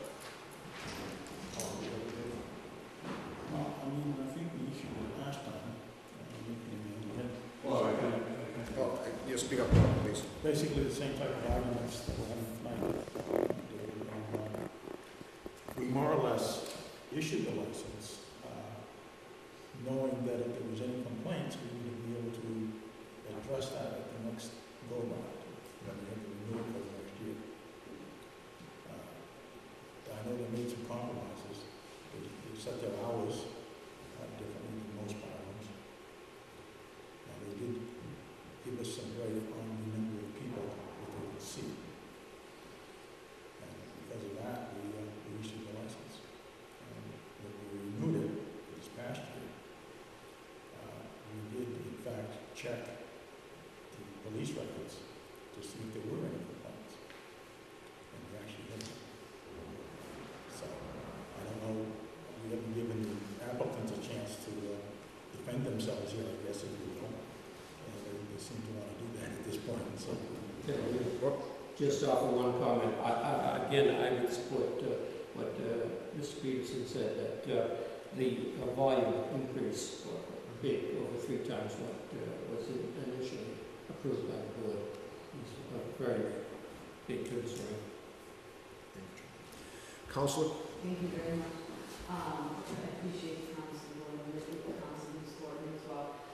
As far as safety, we are very cognizant of those issues. And that's why everyone who is at this establishment is SIP certified, as well as SORCIC certified. We take it very seriously. And the reason to allow a liquor license, we're not seeking a full liquor license. The prior establishment did have a full liquor license. And no incidents. And this just happens to be a beer and wine license. A lot of people who love it all come back, after 9, out of beer, it's going to that kind of sandwich. It's not an uncommon thing. And you're not out there boozing. You don't have people going in with the intent to drink themselves so by any stretch of the imagination. With regard to the occupancy numbers, the only reason we were up to that number was because on the ACC application, the question is what is your occupancy? And as you can see from the building inspector, I'd say approximately 50% haven't had that back yet. And we got it back from the building inspector, and we got it back also from our architect, and we said the capacity of the deck is 42 people. I mean, it is possible that we have 42 people over there having a sandwich. It's not a place we're going to. There's no bar outside, none. We can always meet and actually get alcohol. We can always get it. So we have to come inside, and we can control who's out there. We can control the amount of noise. We have a lot of legal discretion with regard to how people behave. I venture to guess that many of us have been to, very small golf courses, like taking into consideration Middleton. That's a very small golf course surrounding completely every single solitary golf hole is a resident. Everyone, the clubhouse or the coach does, and it's all residential. And it's a huge outdoor, and people go there and they just eat, nobody even drinks. So we would absolutely consider, a limitation with regard to occupancy, but I say to you that the issue would be trying to police that, because people might just want to go out to have a sandwich, no drinking involved at all. So what it's curtailing isn't going to be, any kind of negative net with regard to the actual alcohol.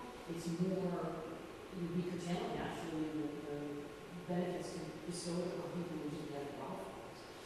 Could we go back and take it back a little bit? Yeah, I apologize. I don't even know, I can't recall what the occupancy limits were that Mr. Page had agreed to. Inside was, I thought it was in, It was 24. 24, I think it was total. inside and out. 24. Was it 24? Oh, inside. Was it really?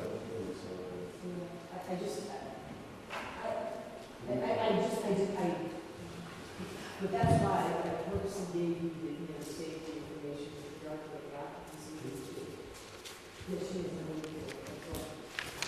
I think, Mr. Chairman, in my purpose of looking at reducing numbers somewhat is that if we're going to allow the people to be in that building at one time, you're really talking function rather than someone, we're talking about someone coming in and going, playing a round of golf and having a sandwich and a root beer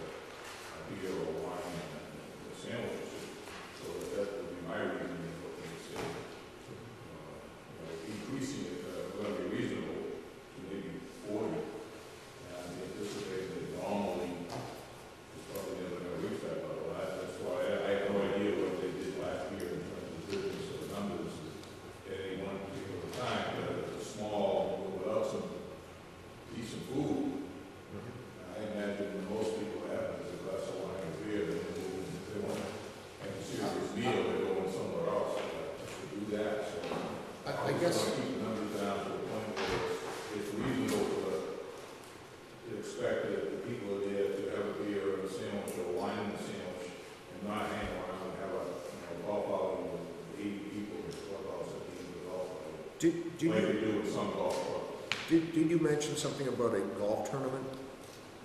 And how would, how would you handle that? It's small, it's only 9 course, so I'm asking Mr. Nicholas, who's actually quite familiar with golf course operations, to address that. I mean, there's 9 holes. At most, you're gonna have four someone each hole. And, at most, you're gonna have maybe 70 people, 72 people for an outing. Okay. If you have another, you don't have any others of that size schedule, in the time that I've been involved, we're supposed to have doing, even half that. So there are any tournaments scheduled, no tournaments scheduled for this year? Not at that size, no, we have, there's weekly leagues, and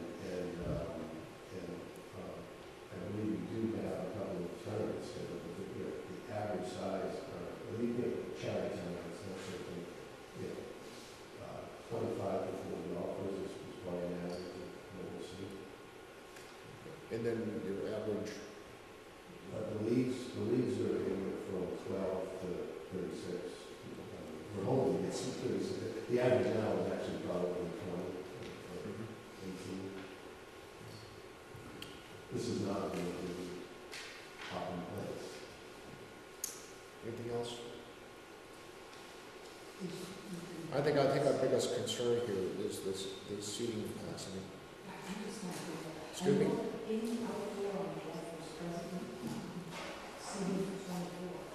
24, and inside, Inside is, I have 12. 12. So there's 24 seats outside, and then 12. I think, and I don't know, from talking to her last year, after we got license, he was basically reporting to me property. My opinion was someone bringing 18 to 20 inside and some outside. So I'm just surprised that we actually contemplate that kind of jump that was the case. So I'm just curious. But also, I noticed in the application, I said approximately 50, because I didn't know what it was. It was actually the occupancy is 42, so we're not trying to jump like that. So you're staying at the capacity that you were at? Would it be okay if we have the 12 inside, but it's 24 outside? I don't understand how, but that's what is outside. Sometimes what happens when you have a limitation of 24 capacity, people take that as being the outdoor capacity, and then because you're seating inside, when you bring them in, as long as you meet the life and safety requirements, they consider it satisfied. So I don't know if that's legal, but I know there are 12 in and 24 out. Did you have one? You just put 24 on the application. Yes, he was doing the outside. 24 on the seating capacity for the deck. He probably put In it on the interior, That happens a lot, people file their money for issues and not really sure. I'm sorry, excuse me, Amy. It just has occupancy number 24, seating capacity 24. It doesn't say what, right? Is that number 7? Is that number 7 on the population? Yes. Okay, I had it on the number I had occupancy number 30 inside, occupancy 50 on the. That's you. That's the, My application was on the one that was approved last year. that's No, that's what the request for the new application. So, I just wrote down all the capacities. You're more than willing to limit that and to not have to take all of that. It would be nice if we could say that occupancy was up to 40, and then the outside would be the 24 seats. We're not gonna go about that, we're not gonna try and do more than that. Total occupancy would be 40, between the inside and the deck.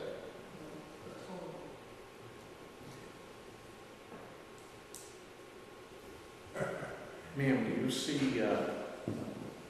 there's probably a lot of people that play golf that don't have to have a glass of wine or a glass of beer.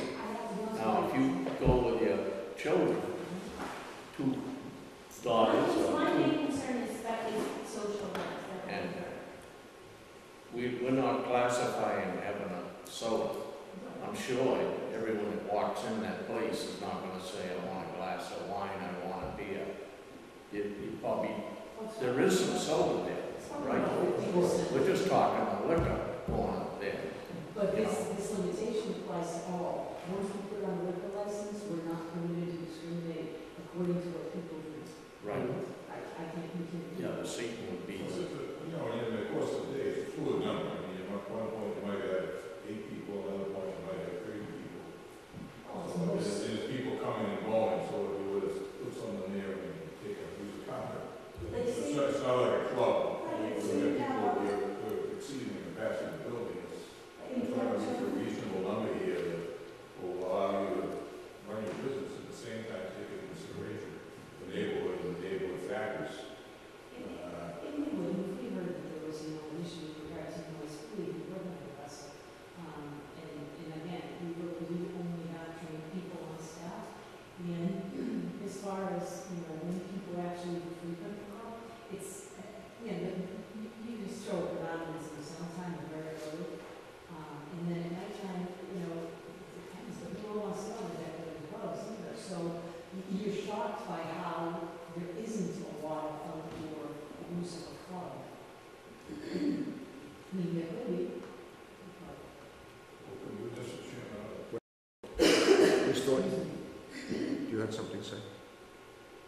Well, I mean, the 80 people concern me, the fact that they're advertising for special social events and, contact us about hosting your large corporate events. I mean, obviously they want business, and I understand that.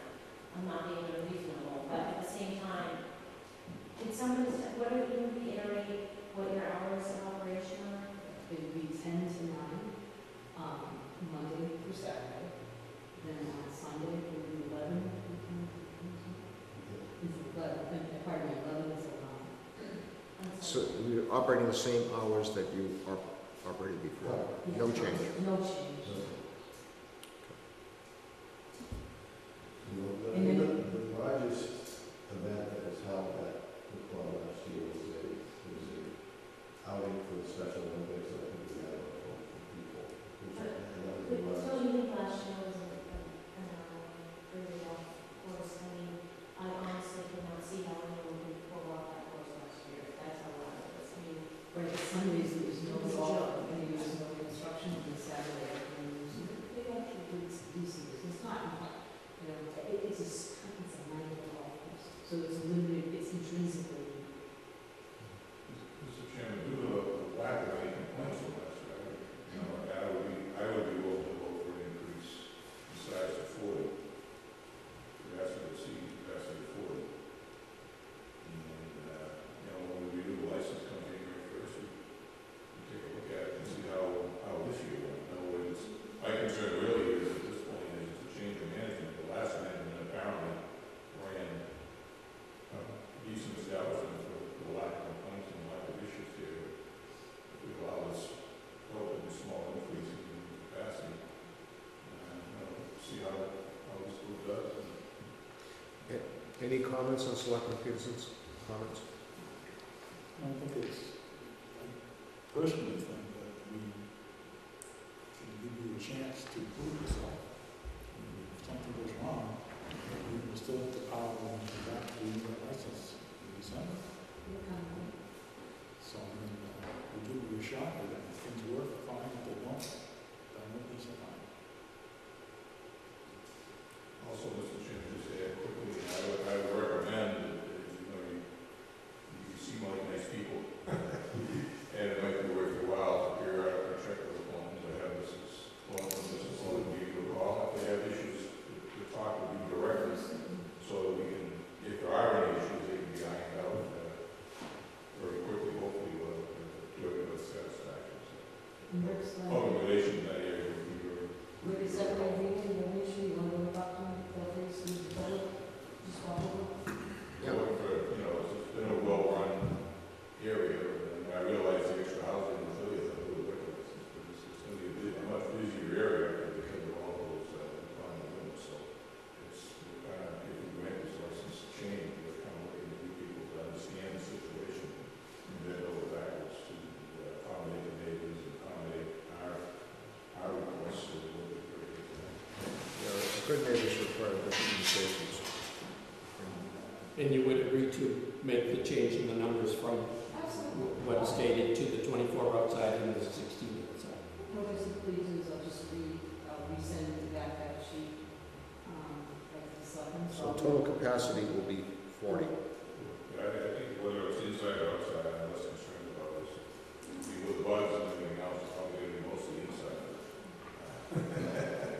I don't live in our neighborhood myself, I know how bugs can be, so. Well, the combination of both.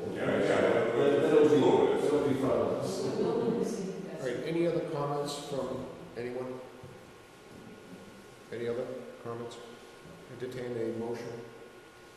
I'll make the motion that we grant the,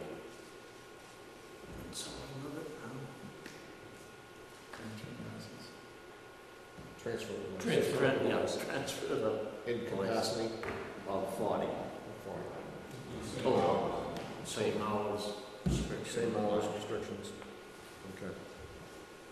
You have a second?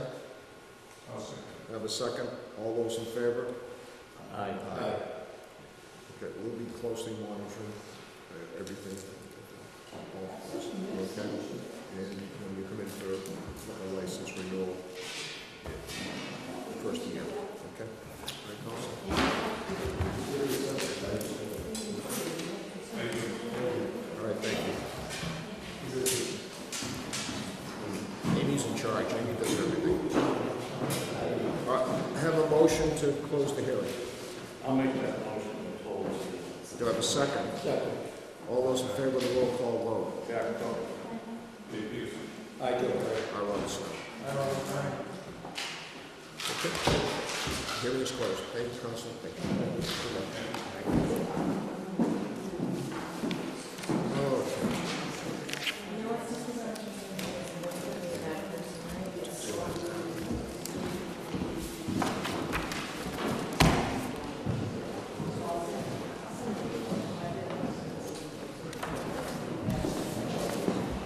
A few more items.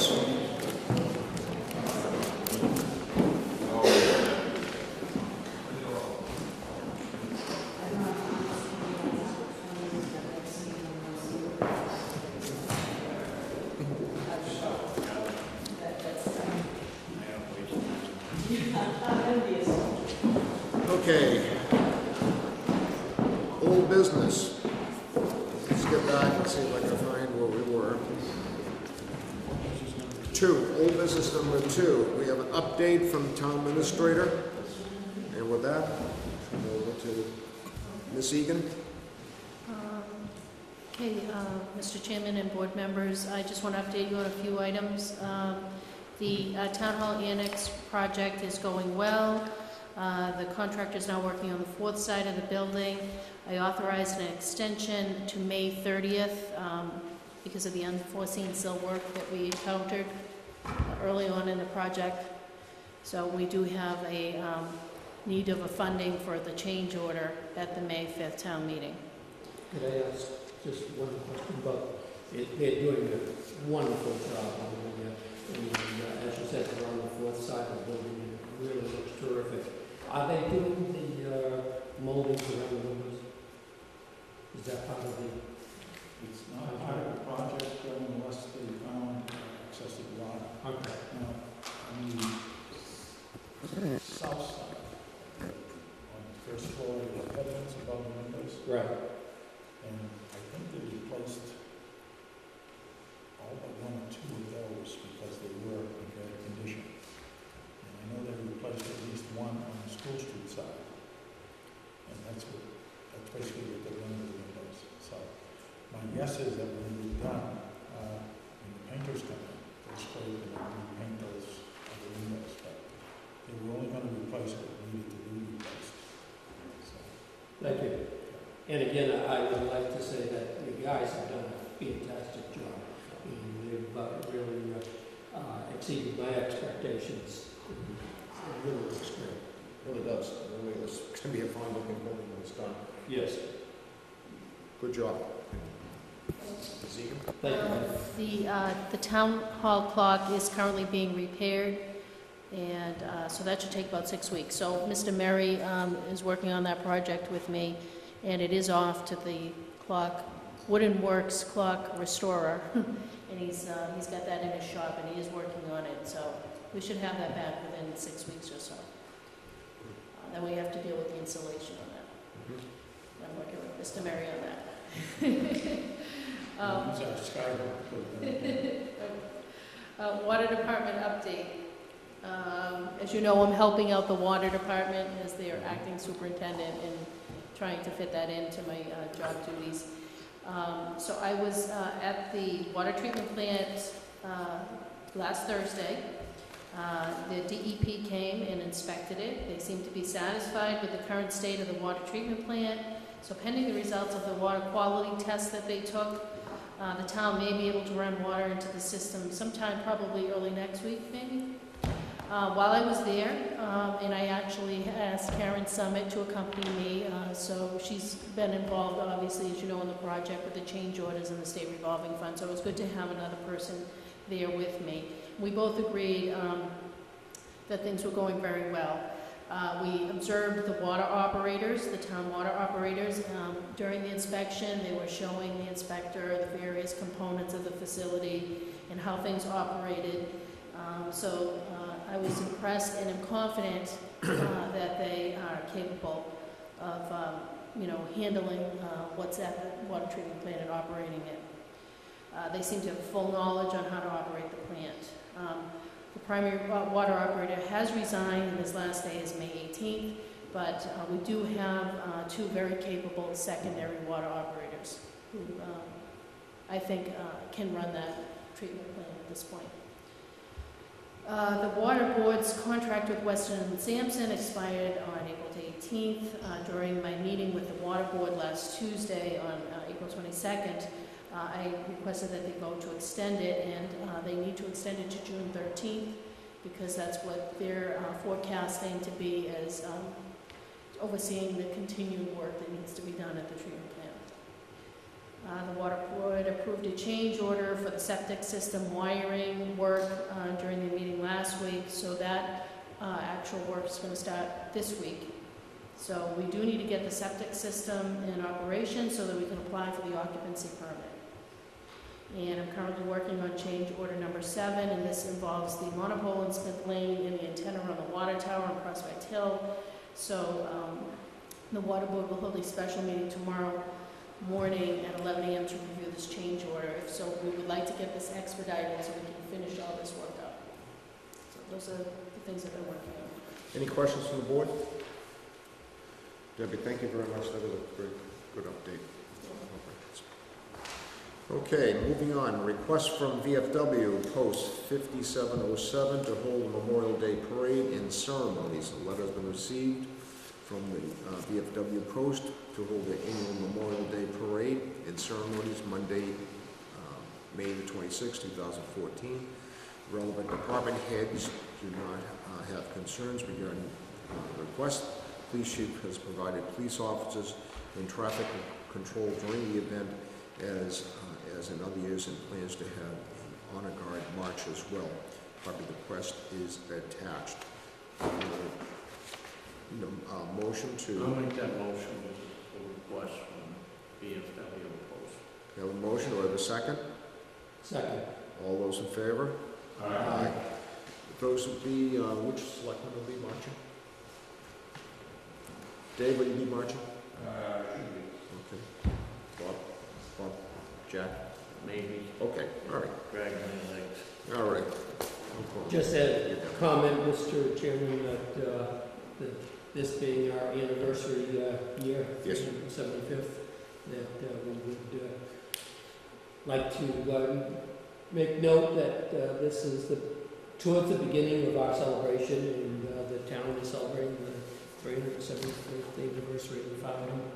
And we do have events planned for the common, and this is one of our early events, and we hope that we see a lot of people off of the Yes, it's Memorial Day is really kind of kick off to summer, and we always get, it varies with the number of people we get for the Memorial Day parade and festivities.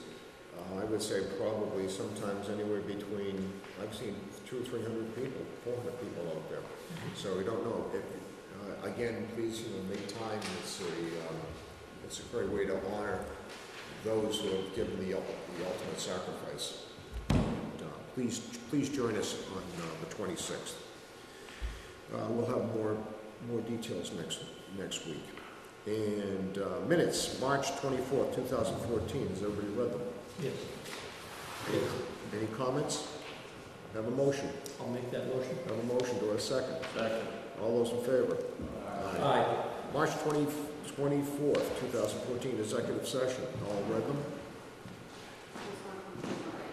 They weren't ready? Oh, okay. Then we can't vote on it. Okay. Okay, announcements.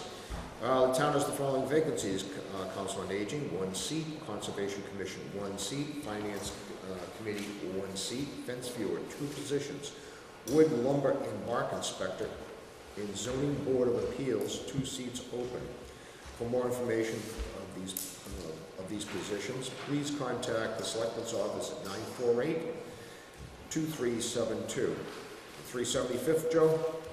375th, we have, at this point, we have scheduled 3 bands to play during the summer, and we will be coming out with more information, and the bands will be playing on Saturday night from 6 to 8 p.m., and we'll give you the dates and the bands as we have information. Thank you, Joe.